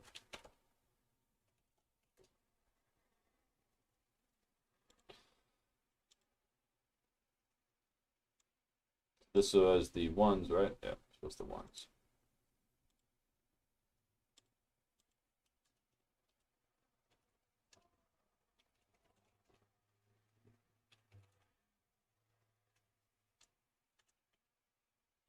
Zero, one, 500. Address 10.0.1.2.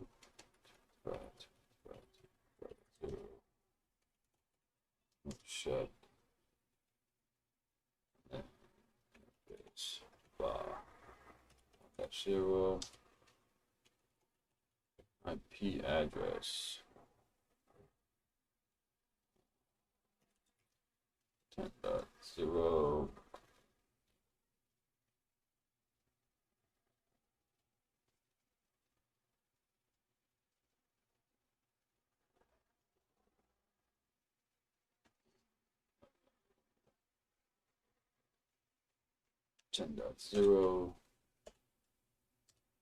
No.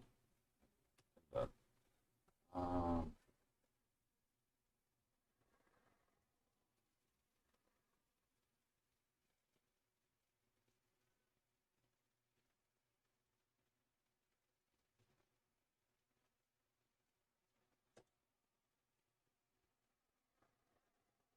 yeah, this should be able to twos. That one be able to twos. Okay, 10.0.1.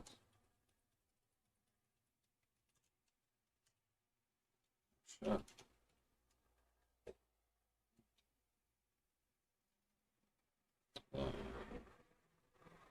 Java, SPF, 1, say Rhoda, say 2.2.2.2, network, 10.0.0.0, 0.0.0.5, 0.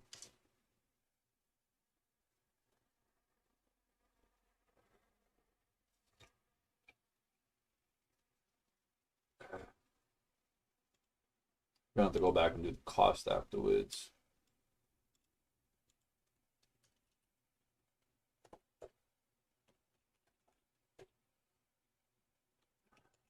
Base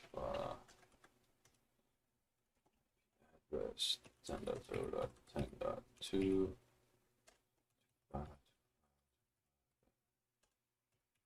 Zero. Interface 100. 10.0.11.1.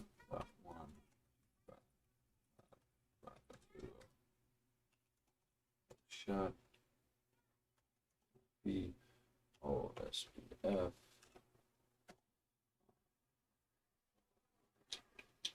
1.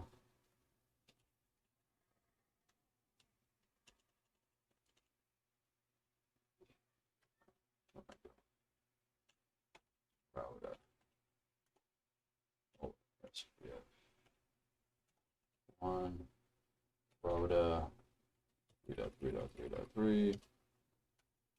Network 10.0.0.0, 0.0.25, 0. Okay.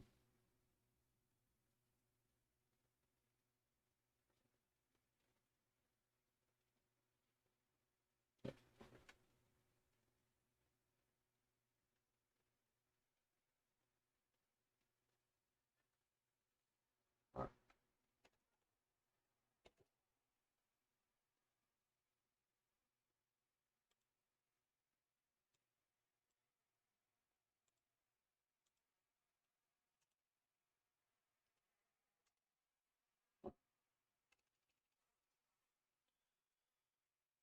Yeah.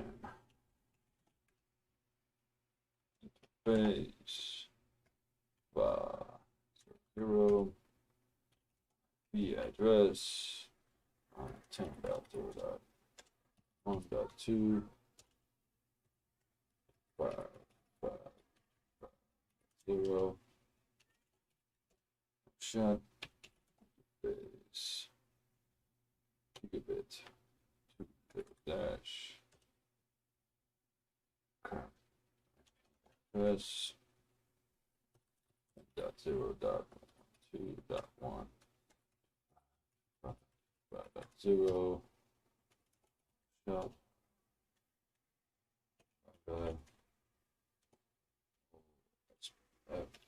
F1. Router. 4.4.4.4. Network. 0. 0.0.25. 0.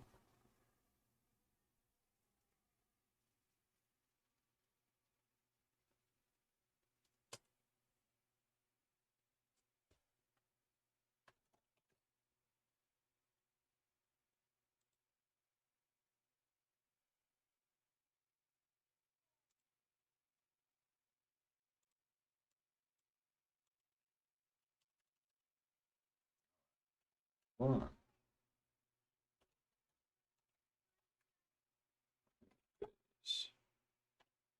Five. 0. The address. 10.2. 0.2.2.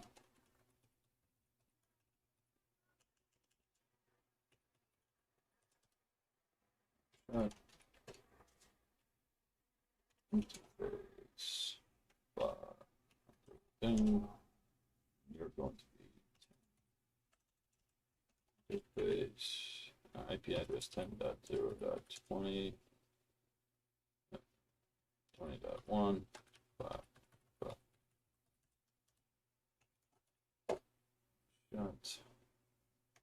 Router. USB1. ID 5.5.5.5.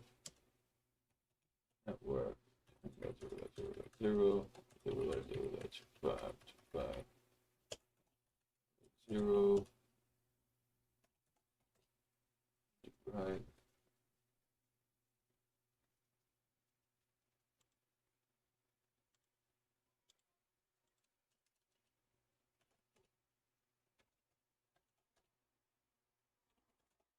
Base. 5.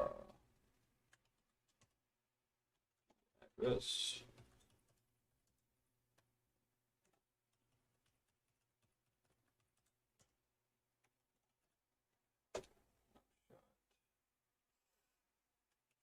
Base. 5. 0. P address. 10.0.1.1. 0. Shut. Router. F1.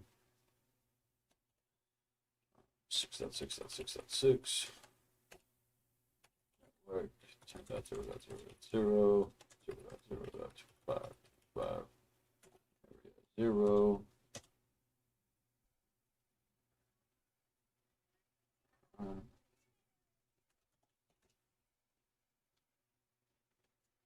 Coffee time.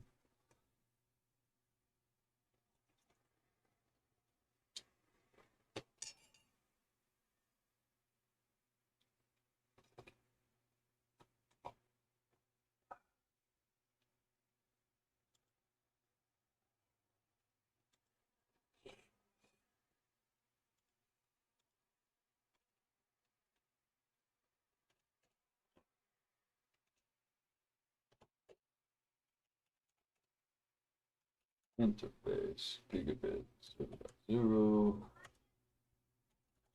IP address 10.0.3.2.5.5.0 shut interface wow think you're going to be IP address 10.0.30.1.25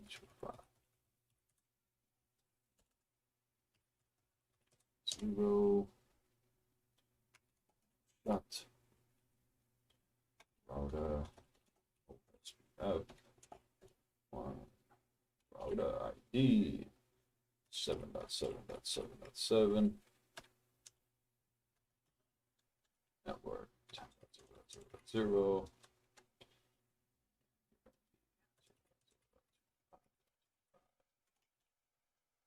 0 right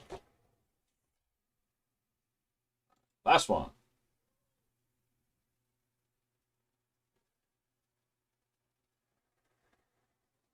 So 12.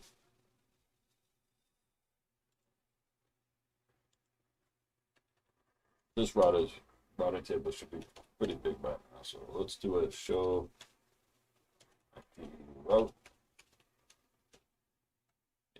Yeah, be good.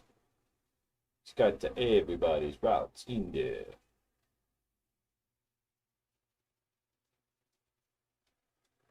Did I not make an adjacencies? Yeah, I made adjacencies.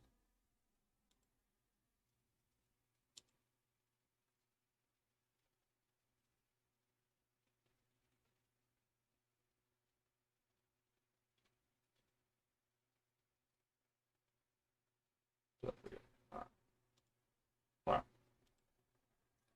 We're almost there, everybody.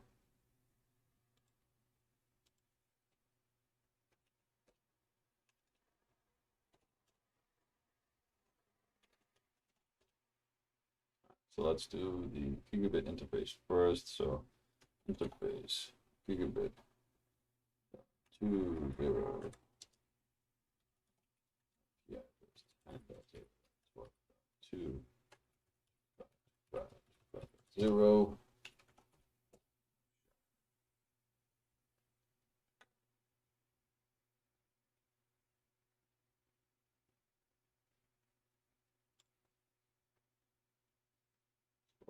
We got 21. 30. So interface 5.0.0 IP address 10.0.1.2.5.0 shut interface 5.0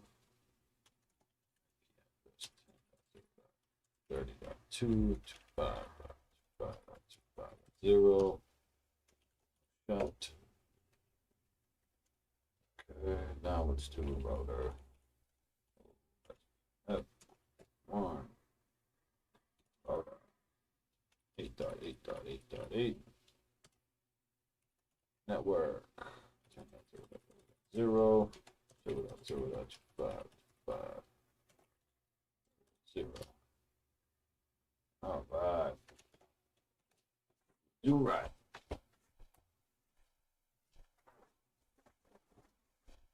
Now before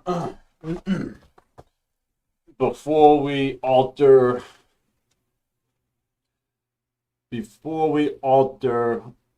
where's my adjacency with router 7?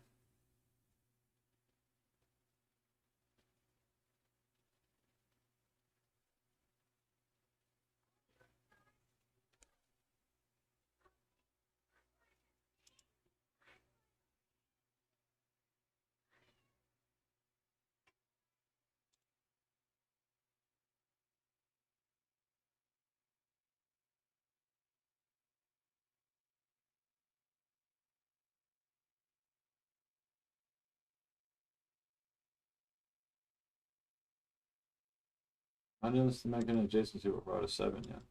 Oh, there it is, right there. I was like, what is going on? All right. So let us ping. I don't know. We'll pick something to ping.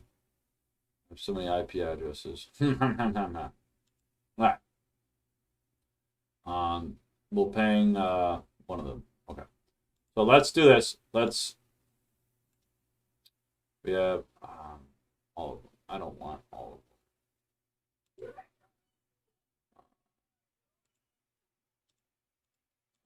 Keep ICP. OSPF. We don't need any version 6, so we're going to get rid of all those. These. The less filters, the better.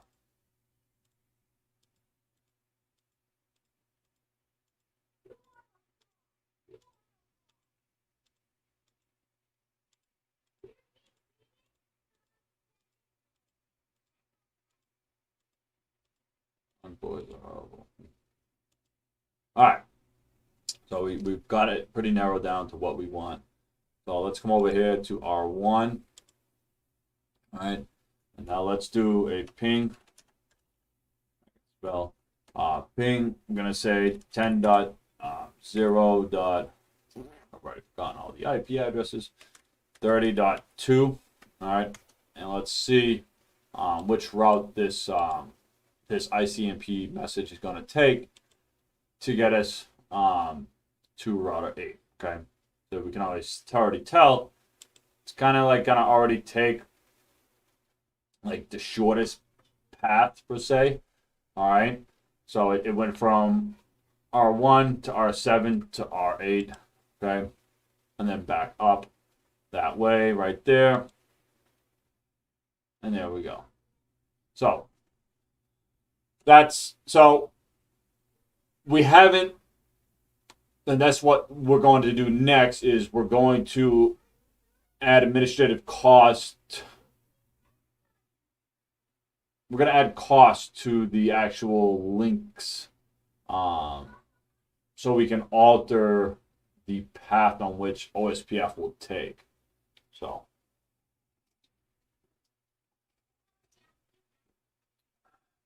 let me just reset this sim. All right. But you can already tell, I mean, we can do a trace route on that too as well. To 10.0.30.2. And it explains it right there. It's almost taken like the shortest path there, you know. And then if we were to maybe go to R4 over here, what's R4's IP addresses range? 10.12, that's one of them.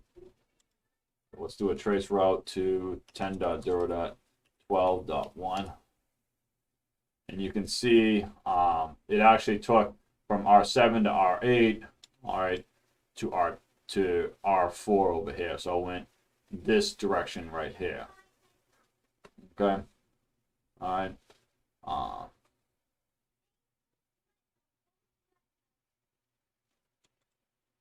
Let me save this topology real quick.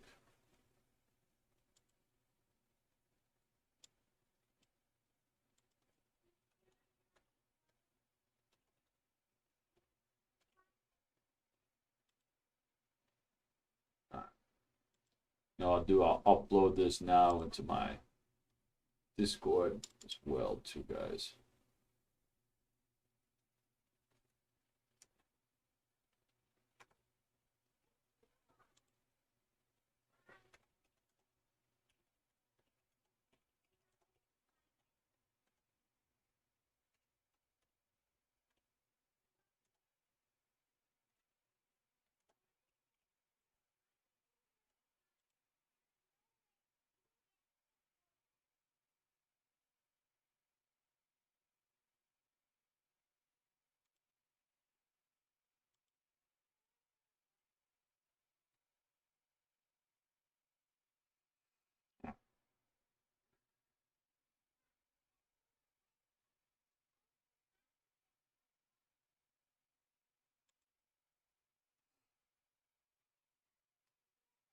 All right.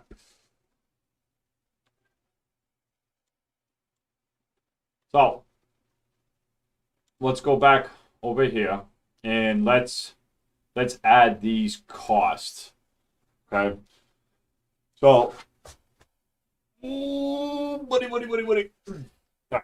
What do we got?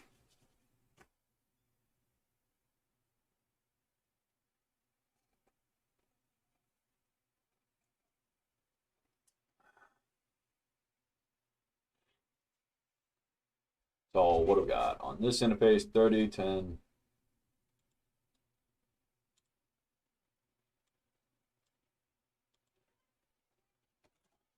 Let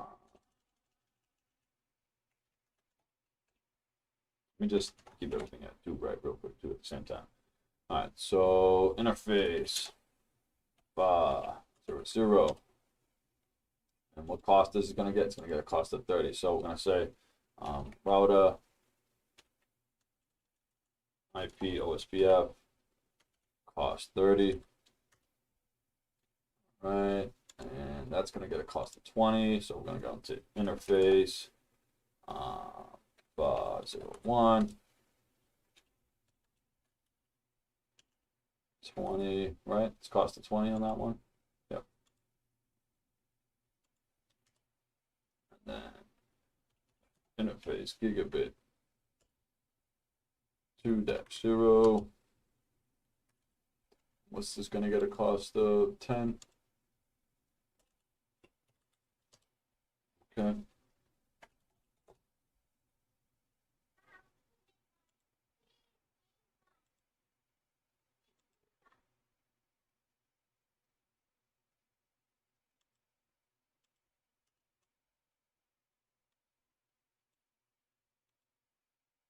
Let's get to this one.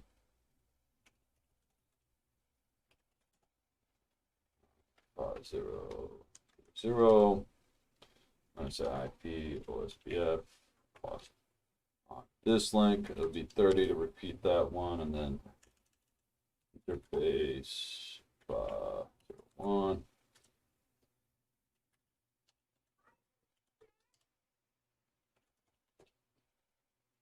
Okay, that one's done.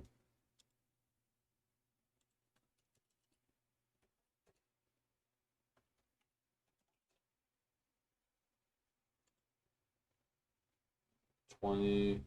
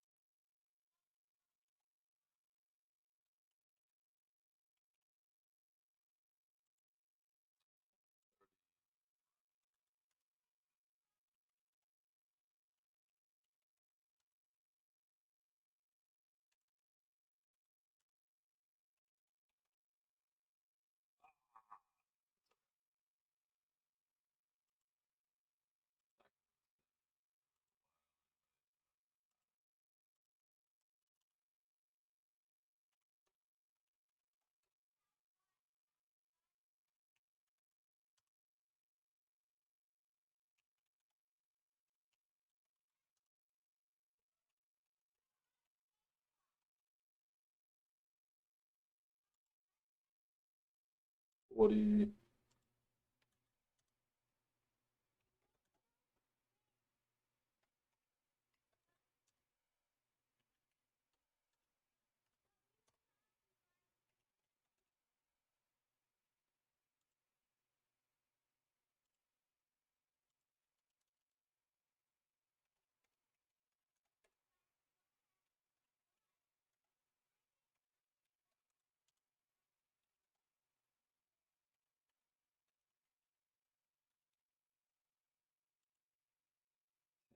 $80.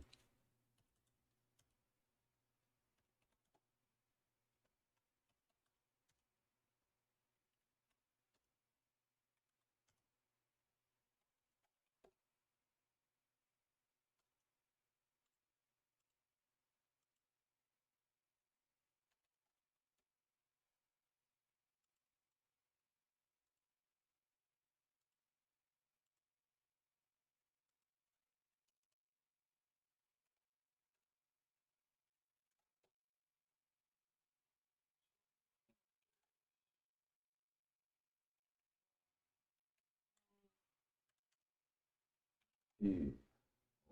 F.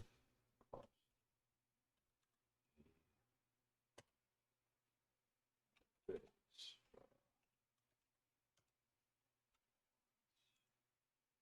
40.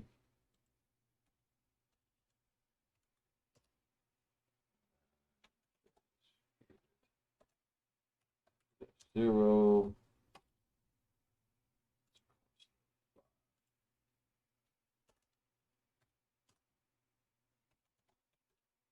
All right.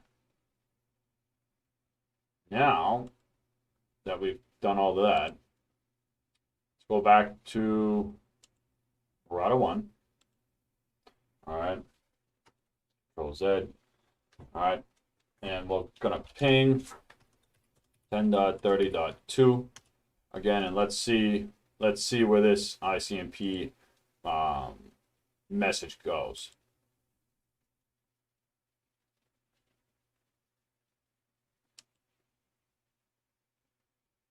It still took that route.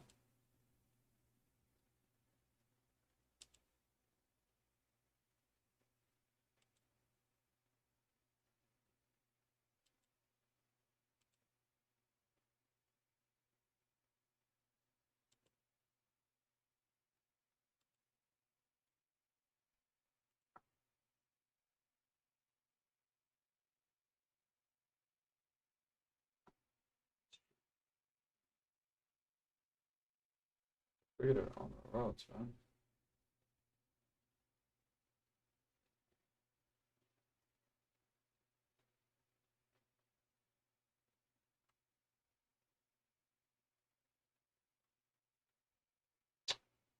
Did I not? Oh, I didn't, did I? Oh, I did.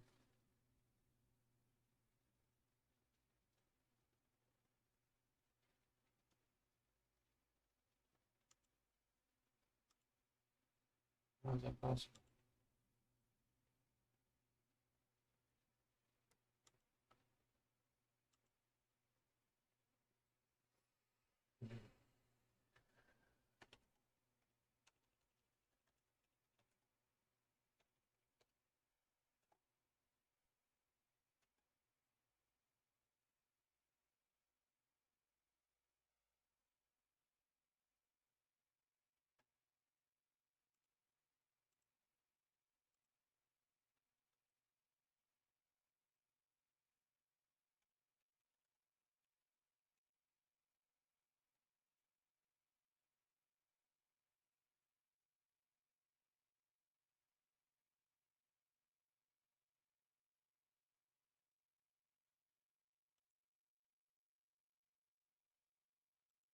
I see. That's why. That's why you saw it do that. Forgot. So this has a cost of 10, but this has a cost of 180. That's why you were seeing the packet come down this way, but the packet go back up this way right here. That was pretty neat to actually see. Let's do that again.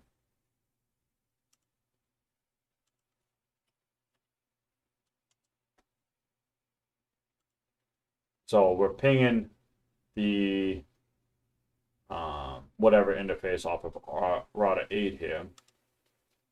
And what it's doing is, because of the cost value, we have a cost of 10 only from this link to this link, when the other links have a cost of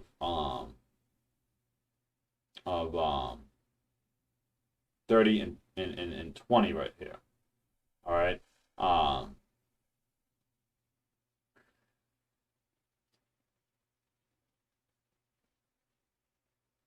But what is this depicting?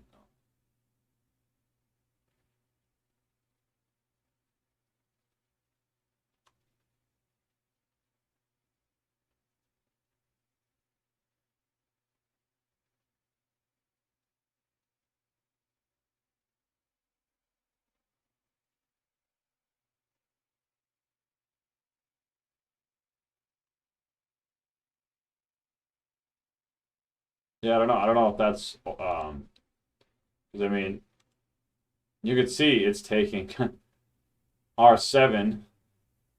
The book is saying something different. The book is saying that it'll take the middle path.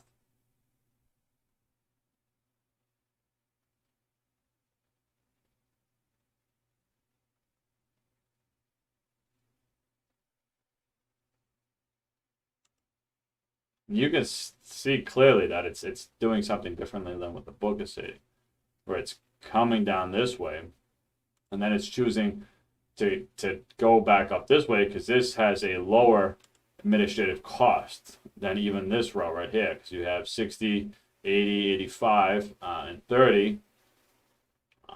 60, 85, and 30. That's costing 105, where this is 40, 30, 70, 80, 90. So you can see it's then taking that cost, that route back to R1 to return the ICM P echo reply.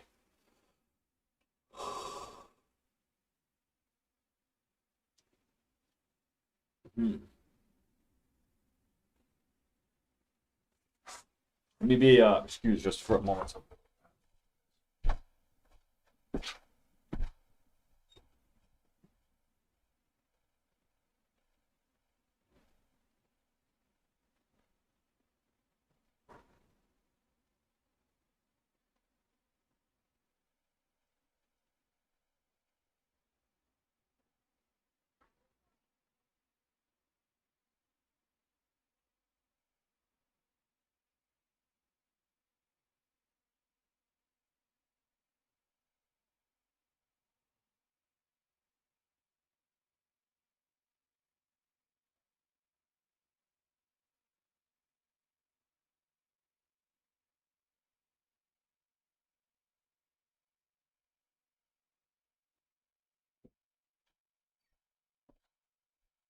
So let's read. We're gonna have to read a little bit more, I guess, into that, because this is doing something totally different than what the book is actually stating. Let's reset.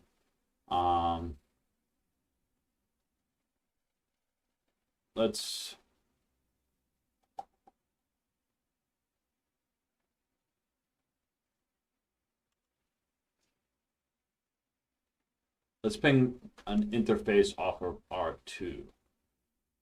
So the FA01, FA10, so the 10.11.1.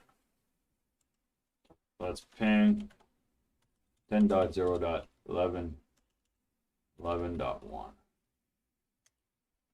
See what this does.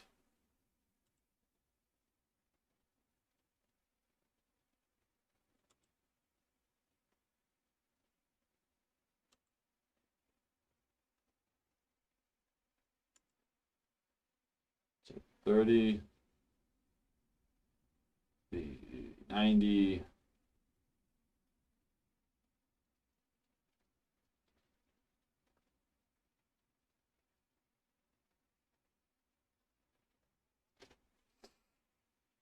All right, let's reset. I guess that was a good example. Let's try one of these then. let's do the fa 0, so the 2.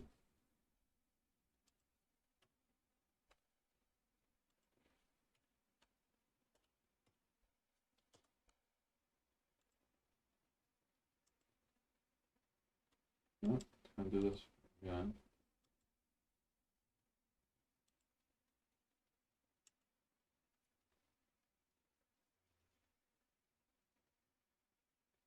How about the interface off of R6 then?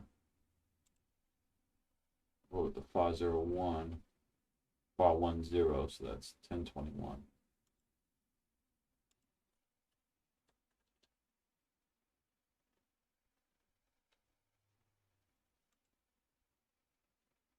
Is it 21-1?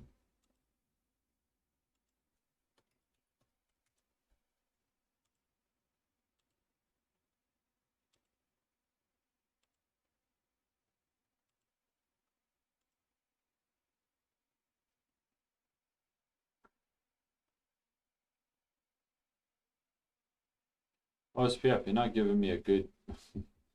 Not giving me a good here.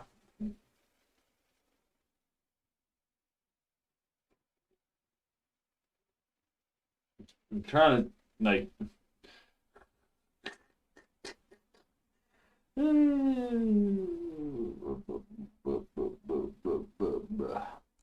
Alright, let's do this then. Let's reset this.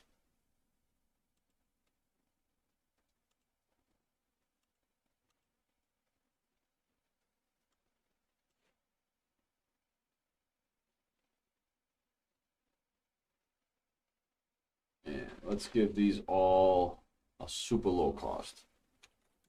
So interface 0, I'm gonna say cost of 1. Interface 1.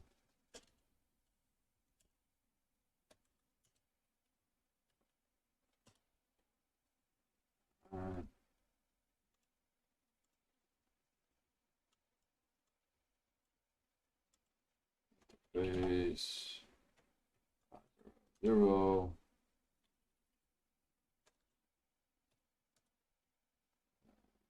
Base 1.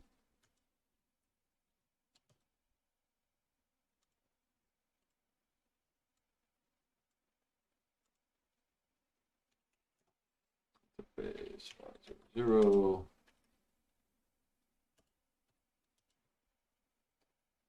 Base gigabit 0. Alright. Let's give this a whirl now. Now let's try to ping one of the R8 interfaces. So what do we got?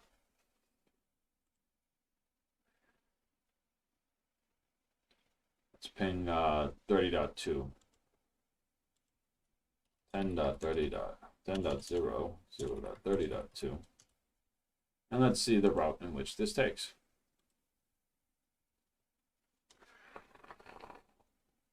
I don't know if this is packet tracer being crazy or what.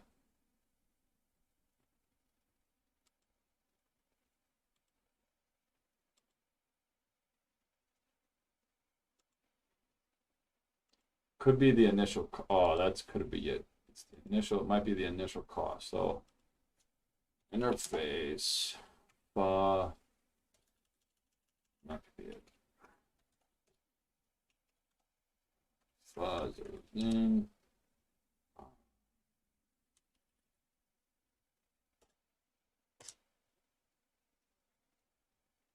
Still.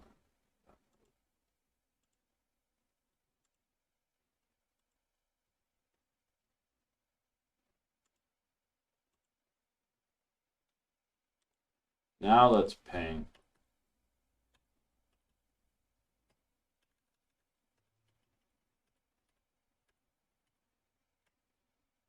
Come on.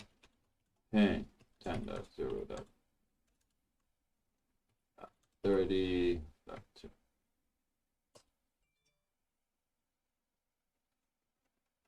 close it. There we go. Now let's ping and see where that goes now. All right, there we go. So now we're taking this route to get to that other route.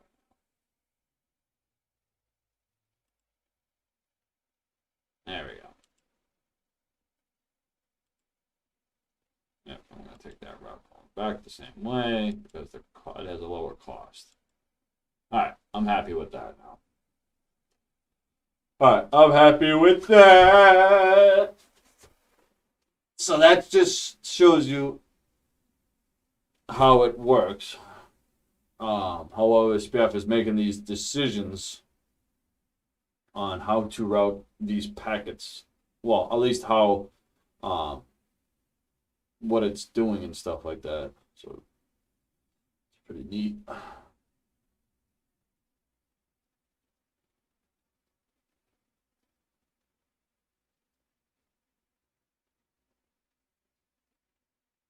All right, let me finish coffee.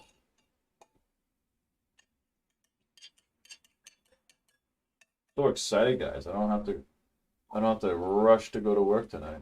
You know, it pumps that. You know how much that pumps me up. I'm like super stoked. I got Cisco Model and Lab on that. Nah, I forgot to change that. It's okay. Hope you guys don't hold it.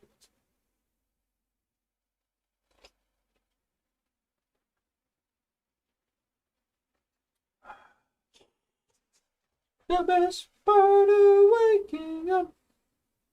Ah, that is cool. Save that now.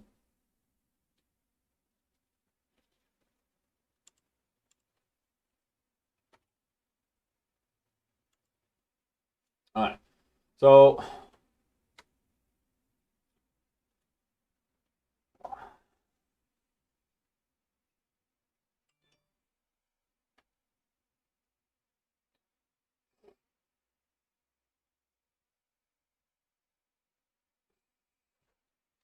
see, I don't know if I did this. I might have done this wrong when I first configured it. But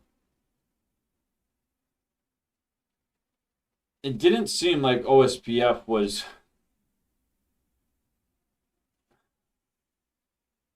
because I even on R8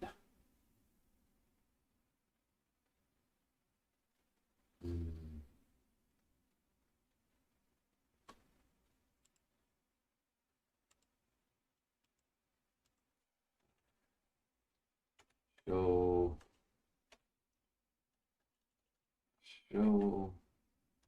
the OSPF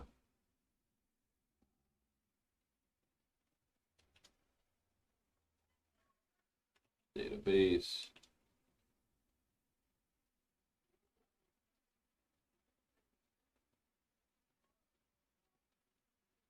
What's networks look like?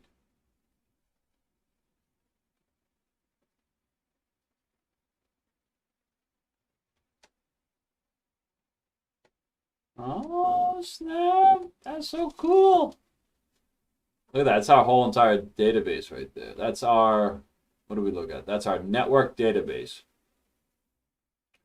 All right, process ID 1, OSPF, router ID, area 1. All right, cool. So I just stumbled upon, I guess I didn't stumble upon that. I just did that command. That's cool. So it's showing us pretty much everything that what's going on with the advertising router. All right. So this our router is advertising for this router and so on and so forth.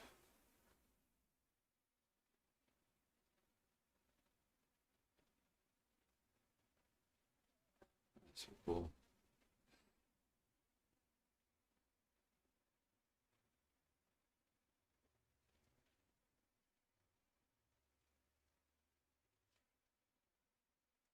That's the what are the other commands we have? What's that router? Let's look at router.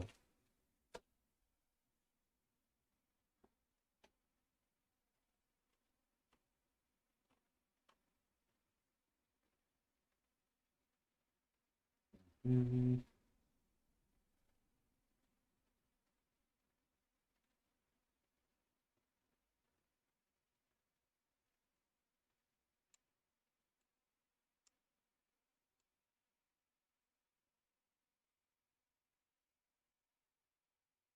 Oh, it's even giving us the metrics too.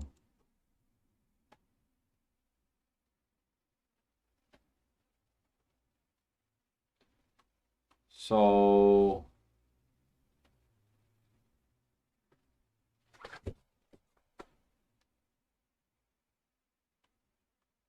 let's take a look at this because this is might be spending some time to dive into here.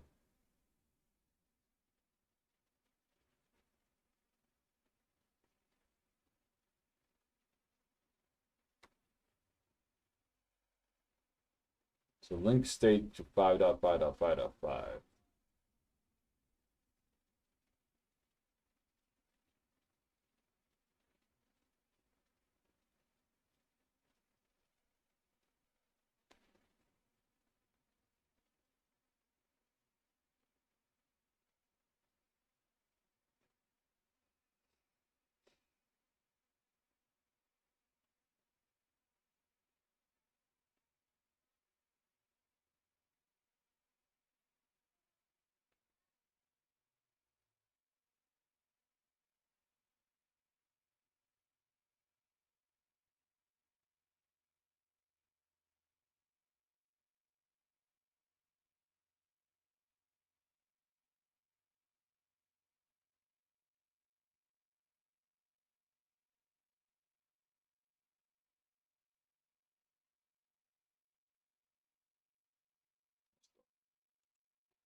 Curious. Let's see what let's ping the 510. What's 510? 510 is 1021.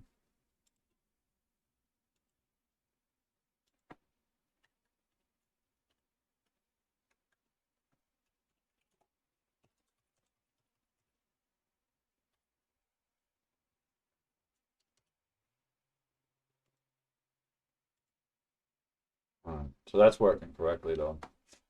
And it should go all the way around to R6. Yeah. And then back because it has the lowest cost. Okay.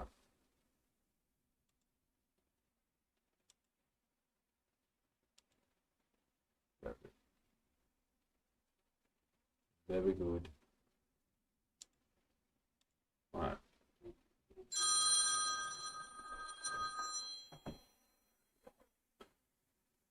Hey, baby. You all right? What's wrong? Hmm? Oh.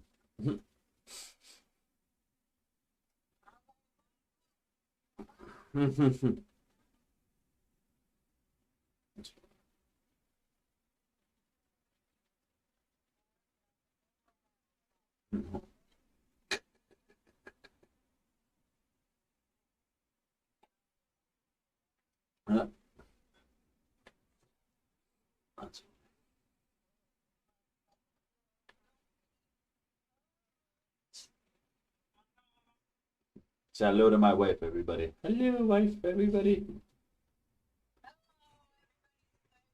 Hello.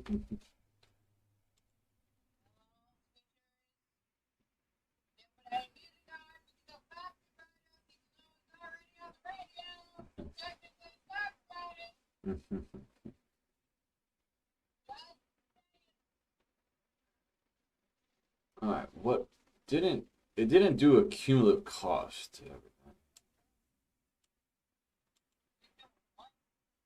No, I'm looking at OSPF and the book is stating the list table shows what their cumulative costs are one starting with R5.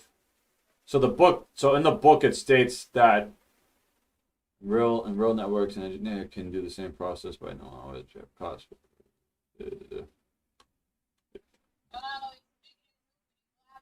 My hoopty blah blah blah.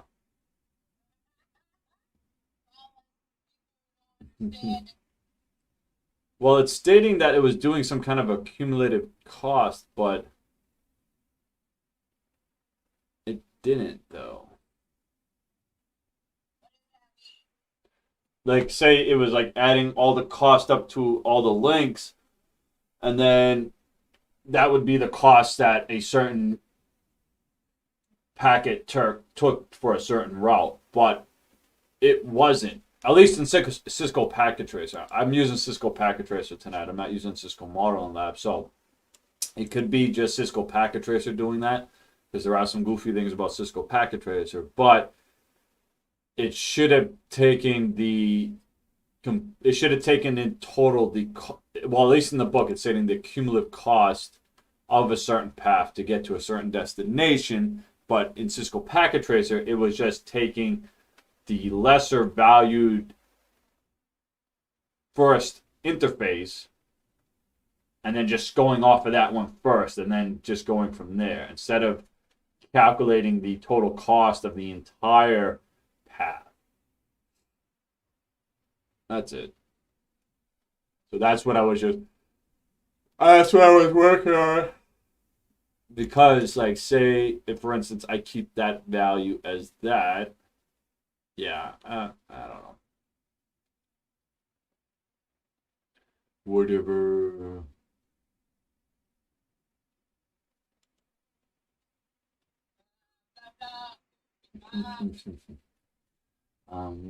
OSPF contains a useful information, but they do not contain the word needs to copy puzzles. Yep, although engineers do not need to do. OSPF considers the cost of the outgoing interface only in each route. It does not add the cost of incoming interface to the route. Outgoing, yeah, so I get that. Outgoing interface only. Then why are you giving me cumulative cost here? Because honestly, what it was doing was it was just going to the left. And it wasn't going straight down. So I have an argument here. I do have an argument here. Here we go.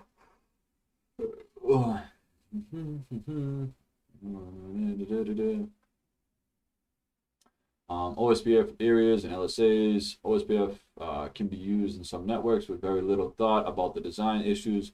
You can just turn OSPF on. You can just turn on OSPF and in all the routers, put all the interfaces in the same area, usually area 0, and it works. Shows one such network example with 11 routers and all interfaces in area 0. Very good. The backbone area. Larger OSPF version 2 networks suffer from a single area design. For instance, now imagine a enterprise network with 900 routers rather than 11 and several thousand subnets. As it turns out, the CPU time to run the SPF algorithm on that topology data just takes time. As a result, OSPF version 2's conversion time, the time required to react to changes in the network can be slow. The routers might run low on RAM as well. In addition, additional problems with the single area design include the following. A larger topology database requires more memory on each router. The SPF algorithm requires processing power that grows exponentially compared to the size of the topology's database. A single interface status change anywhere in the internetwork, up, down, down, or up, forces every router to run SPF all over again. All right, the solution is to take the large link state database and break it into several smaller link state databases using OSPF areas. With areas, each link is placed into one area. Shortest path first does its complicated math on the topology inside the area. And that area topology only, for instance, an internetwork with 1,000 routers and 200 subnets broken into 100 areas would average 10 routers and 20 subnets per area. the SPF calculation on a router would have to process would only have to process about 10 would only have to process topology about 10 routers and 20 links rather than 1,000 routers and 2,000 links. Somehow large. So how large does a network have to be before SPF needs to be used in areas? Well, there is no set number because of this behavior. SPF shortest path first. Process depends largely on the CPU processor speed, the amount of RAM, the size of the link state database, and so on. Generally, network larger than a few dozen routers benefit from areas. And some documents over the years have placed have listed 50 routers as the dividing line as to which a network really should be used in multiple OSPF areas. So it's saying that once you hit 50 routers, that's when you should consider creating multiple OSPF areas. So 50, all right. These days with the processing power of today's routers, though, that could probably be stretched out even further. But for organizational purposes, it just might be beneficial to break up. Huh? Yeah, well, your daughter shouldn't have melted my kettle. She put it on and left it, and I was streaming, and nobody told me that she even put it on. And it legitimately burnt up all the water and was still on. And by the time I went out there to check on it, because I'm like, where the heck's my coffee? And there's no steam coming out of it. I'm like, did she just put this on? So I turn it off, and I shake it, and it just crumbles. The top of it came right off. Yep. She melted the plastic, everything. There was no water left in it. Whatever water she put in it completely evaporated, and it melted the top of it right off.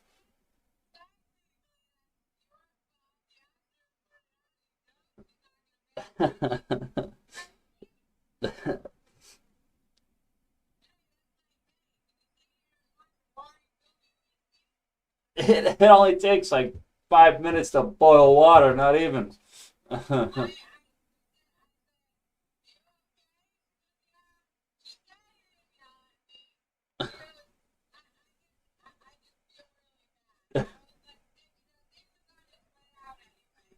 Oh man. It didn't whistle. It whistled if you put the cap on, right?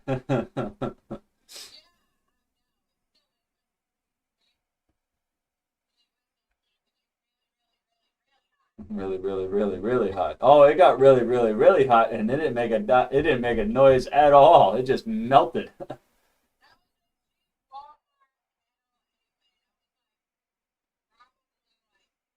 You're a cheap Walmart kettle.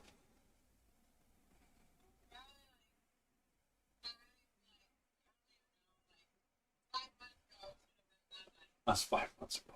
Bye bye. All right. The next few the next few pages look at OSPF area design works with more reasons as to why areas help make large OSPF networks work better. All right, we only got a couple more pages, guys, and we're almost through. Yeah. All right. Well, we got. All right. OSPF areas designs follow a couple basic rules. To apply these rules, start with a clean drawing of an internetwork with routers in all interfaces. Then choose the area for each router's interface as follows. Put all interfaces connected in the same subnet inside of the same area. An area should be continuous. Some routers may be internal to an area with all interfaces assigned to a single area. Some routers may be area border routers, ABRs, because some interfaces connect to the backbone area and some connect to a non-backbone area. All non-backbone areas must have a path to reach the backbone area by having at least one ABR connected to both the backbone and the non-backbone. So when you're doing multiple area design, you always have to have one interface touching the backbone area. All right. Showing the example, an engineer started with a network diagram that showed all 11 routers and all their links. On the left, the engineer put all 4 WAN links and LANs connected to the branch router B1 and B4 in area 1. Similarly, he placed the links to branch 11 through 14 in their LANs in area 2. Both areas need a connection to the backbone area. Area 0, he put the LAN interface of D1 and D2 into area 0 along with D3 creating the backbone area. Okay, so as you can see from the figure here, here is the backbone area. These are the respected sub areas here, the internal areas, but D1 and D2 are touching the backbone area. So they have an interface that is touching the backbone area, making this all possible. Okay. All right. The figure shows a few important OSPF area designs, summarize the meaning of these terms, plus some of the related terms, but pay close attention to the terms from the figures. Area border router, an OSPF router with interfaces connected to the backbone area into at least one other area. So area border router touches 2 areas. So it has to touch the backbone and then some other area, okay? But it has to at least touch the backbone. So area border routers, ABR. Backbone router, a router connected to the backbone area, okay? So backbone router is the backbone router. It's the router that's inside of the backbone, okay? Generally, area 0 is the backbone area, okay? Internal routers, a router in one area, not the backbone area. So the internal routers are the routers inside of their own areas, not touching the actual backbone area as well. All right, so they're internal to their own area. A set of routers and links that share the same detailed link state database information, but not with routers in other areas for better efficiency. So area is an area. All right, so that link state database is contained to that area. Okay, backbone area, a special OSPF area to which all other areas must connect to. So again, that's stating the same idea that that though we have our 2 separate entities here, all right, we have our 2 separate entities here at area 1 and then area 2 here. They are still they're still required to still touch backbone 0. Okay, these areas still need to touch backbone 0. All right.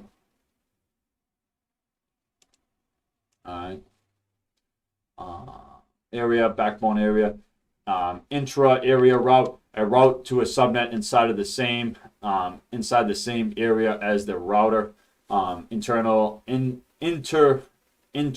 area route, and then an intra area route. Ooh, those are like the same words, aren't they? That ought to be confusing. A route to a subnet inside the same area as the router, a route to the subnet in a area of which the router is not part of. So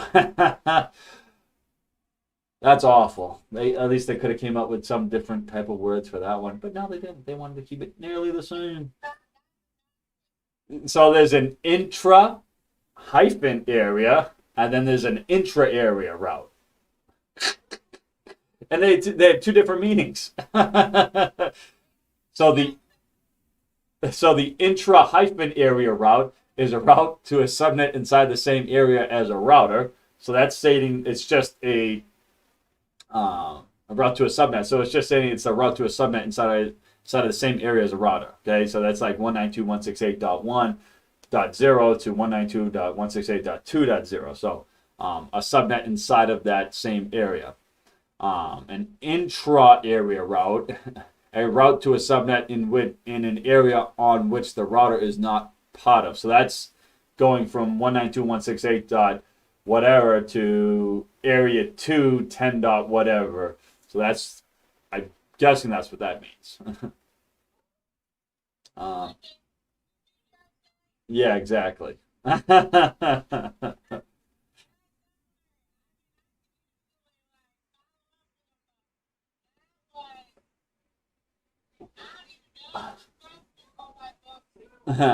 We're getting it. Well, we're getting deep. We're getting deeper into this now. That's why these determine OSPF is well. We're getting into more of the like the lower level subjects, which get a little bit harder. Terminology get huh? The non-English part. Boobity blah blah blah blah blah. All right, how areas reduce the short path calculation time. The figure shows a sample area design of some terminology related to areas, but it does not show the power and benefit of the areas. To understand how areas reduce the work of SPF has to do, you need to understand what changes about the link state database inside of the area as a result of the area design. Shortest path first spends most of its processing time working through all the topology details, namely routers and links that connect to the router. Areas reduce shortest path first workload because for a given area, the link state database lists only routers and links inside of that area shown on the left. Okay, so yeah, so it's just stating that if by breaking your areas into multiple areas,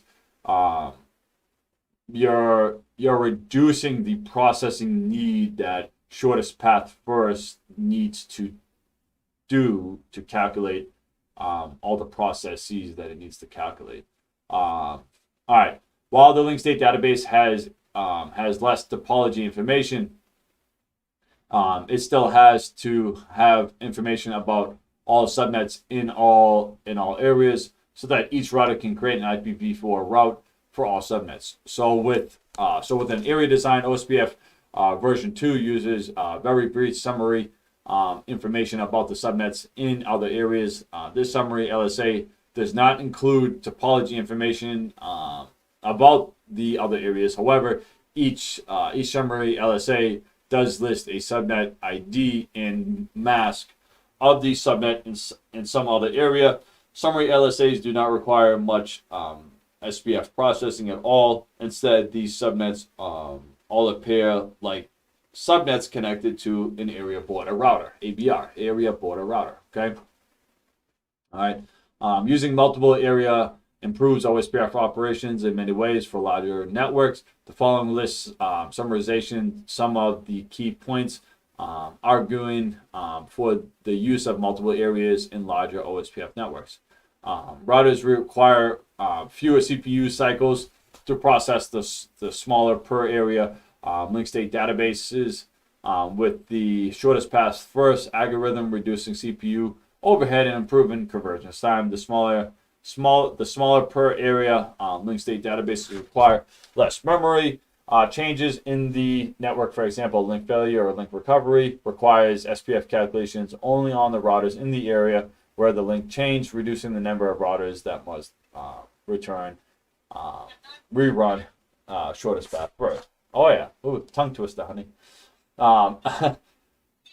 Trust me, dude. Like I get like stumbled over my own words half the time when I'm reading this stuff.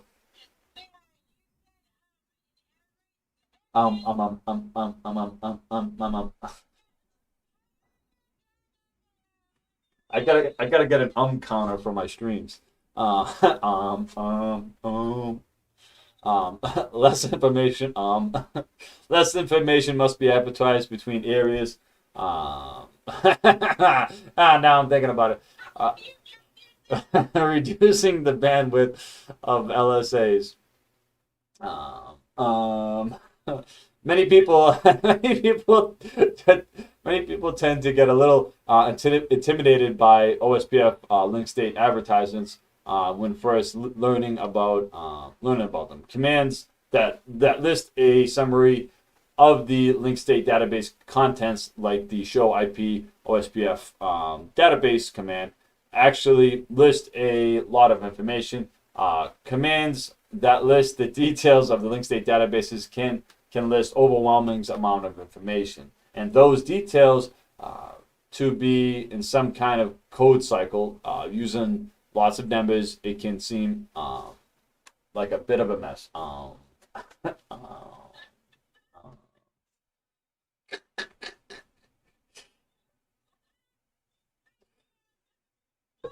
Now you got me being subconscious over here. However, in the exam of link state advertisements, while thinking about OSPF areas and area designs, some of the most common link state advertisement types will make a lot of sense. Will make more sense. For instance, think about the link state database in one area. The topology in one area includes routers and the links between the routers. As it turns out, OSPF defines the first two area. The first OSPF, as it turns out, OSPF defines the first two types of LSAs to define the exact details as follow. One router's link state advertisements for each router in the area. One network LSA for each network that has a designated router plus a neighbor of the designated router. Next, think about the subnets in another areas. The area border routers create summary information about each subnet and which each subnet in one area to advertise to another area. Basically, just the subnet ID in mass as a third type of LSA. One summary LSA for each subnet ID that exists in a different area. Cool. The next few pages discuss the three LSA types in a little bit more detail. List some information about all three for easier reference and study. This is just going over the LSA type numbers. So we have LSA name, router network summary, LSA type 1, 2, 3, primary purpose, describe a router, yep. Oh, you don't have to get one, honey. Don't worry about it. I'll get one tomorrow. Come.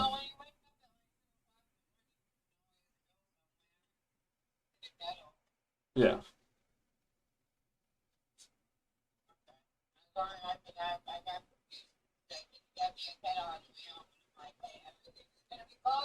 Yeah, no, you're good, baby. Just come on.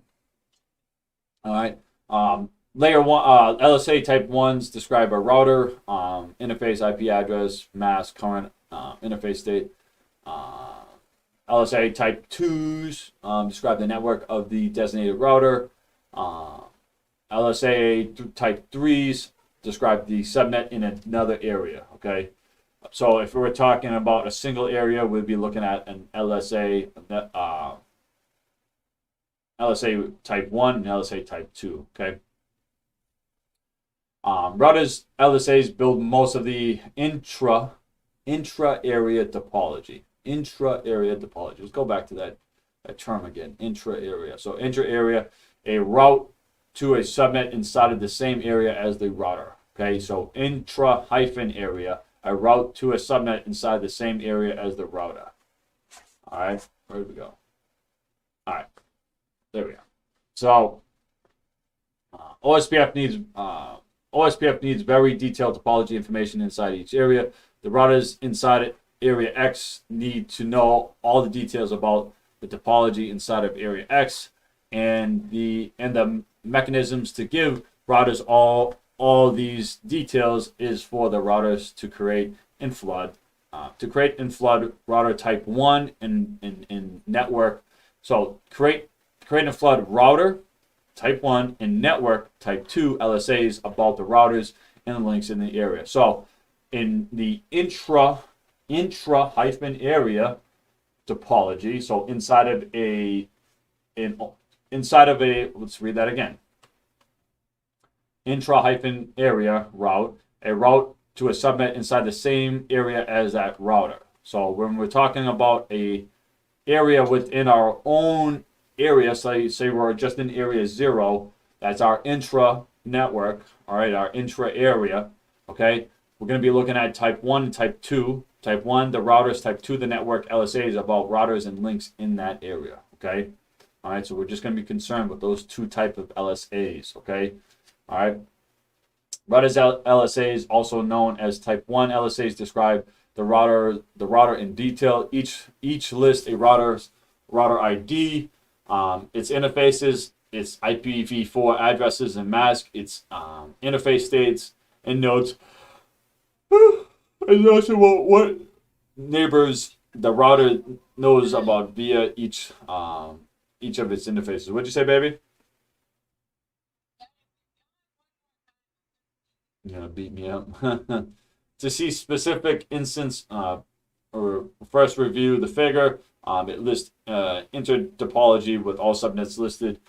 Because it is small, the engineer chooses to do a single area network design with all interfaces in the backbone area 0. Okay, so there's nothing wrong with this small topology with building it all in area 0. All right, with a single area design plan for this small intra-network, the link state databases will contain 4 routers LSAs for each router creates a router LSA for itself with its own router ID and LSA and link state advertisement identifier. Its router ID as the link state advertising identifier. The link state advertiser lists the router's own interfaces IP mask with pointers to its neighbors. One of four routers have copies of all 4 routers' link state advertisements. Shortest path first can mathematically analyze the link state advertisements to create a model. The model looks like the concept drawing. Note that the drawing shows each router with an obvious router ID value. Each router has a pointer to the respect each of its interfaces, and because the LSA is identifying neighbors, SBF can figure out which interface connects to which other router. All right. Continue on. Network LSAs complete the intra hyphen area again. So we're still talking about the internal type subnet area. All right. Whereas routers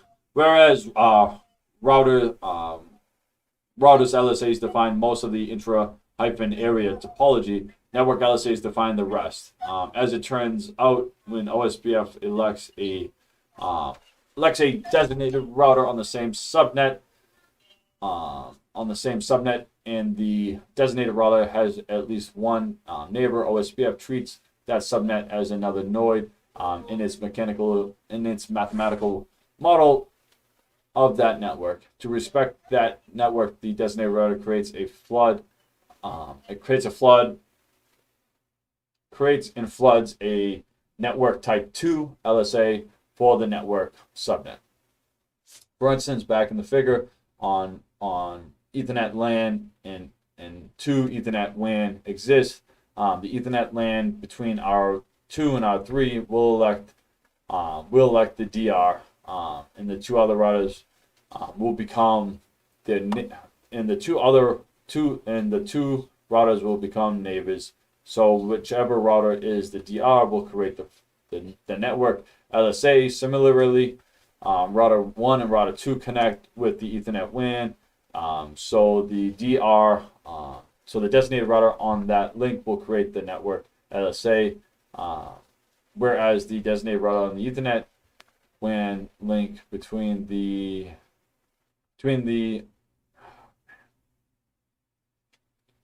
between our 1 and our 2 will also create the link state advertisement. Okay, we're almost finished, guys. We're almost done. The figure shows a complete version of the intra areas LSAs in area 0 with the design. Note that the router's LSAs actually point to the network LSAs when they exist, which shortest path first processes connect these pieces together. All right. Finally, note that the single area design example. Finally, note that in this single area design example, no summary type 3 LSA exists at all. Okay, these LSAs represent subnets in other areas, and there are no other areas. Given that the CCNA 200-301 exam topic refers specifically to a single area OSPF, the section stops at showing the details of the intra area LSA. So the type 1 and type 2. Remember that, guys. So intra-area LSAs, type 1 and type 2. Okay, so that's what we're going to be focused on and concerned about for this exam process. Okay, because that's explaining one area design. All right, and that's all we're focusing on with this version of when we're talking about OSPF. Okay, a little bit of chapter review. All right, so this is what we went over. Functions of IP routing protocols, definition of IGP and ERG and EGP, type of intergateway,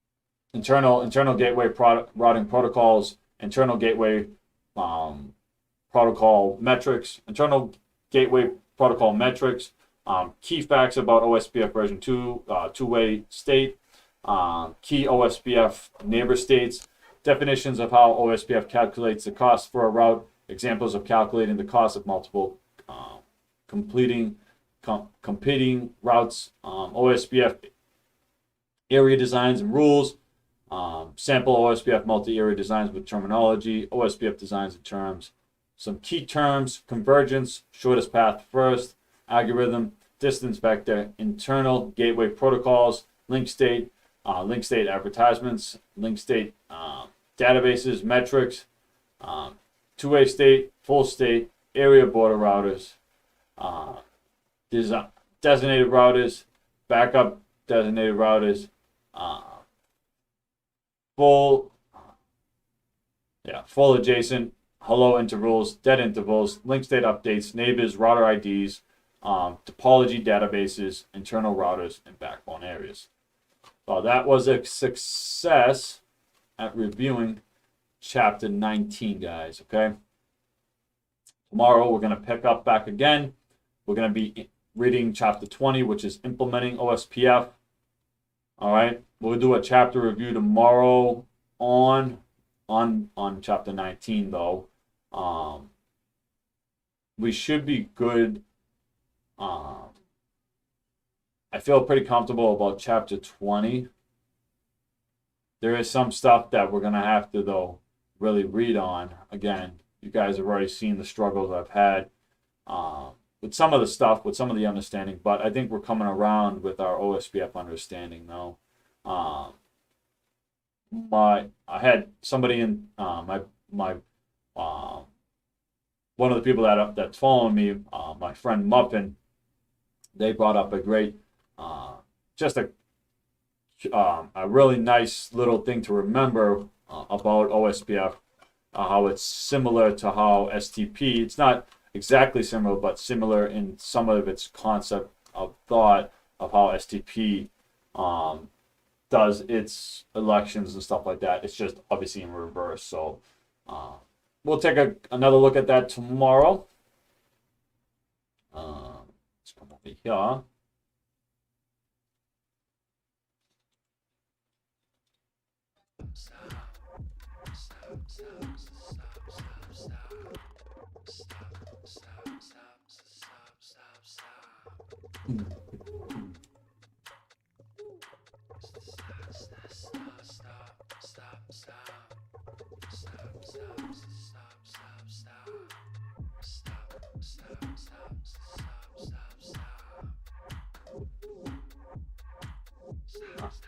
hang out, guys, because what we're gonna do is we're gonna go raid. Who we gonna raid? Let's go raid Dork Chop.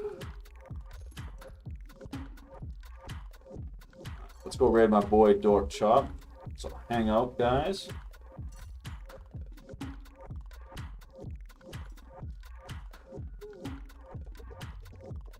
Make sure you guys give my friend Dork Chop a follow when we get over there. All right, and I'll probably be on later on, depending. I do have some schoolwork and stuff like that to do. But no, guys, thank you very much for hanging out with me tonight. I know it was a long stream, but we had to make sure we got through. I had to make sure I'm actually reading the book and not just reviewing the book. So I appreciate you guys hanging out with me. You guys are all awesome. I love every single one of you guys. If you guys sub to me on YouTube or follow me on Twitch, you guys will get the notification if I come on later on tonight, or early in the morning, I guess, because I'll be up all night. But join me again tomorrow, 5:30 Eastern Standard Time, and we're going to be reviewing Chapter 19. Okay? All right, let's go raid my boy, Dork Chop. Dork Chop, here we come. Boom, boom, boom. Boom, boom, boom, boom, boom, boom, boom.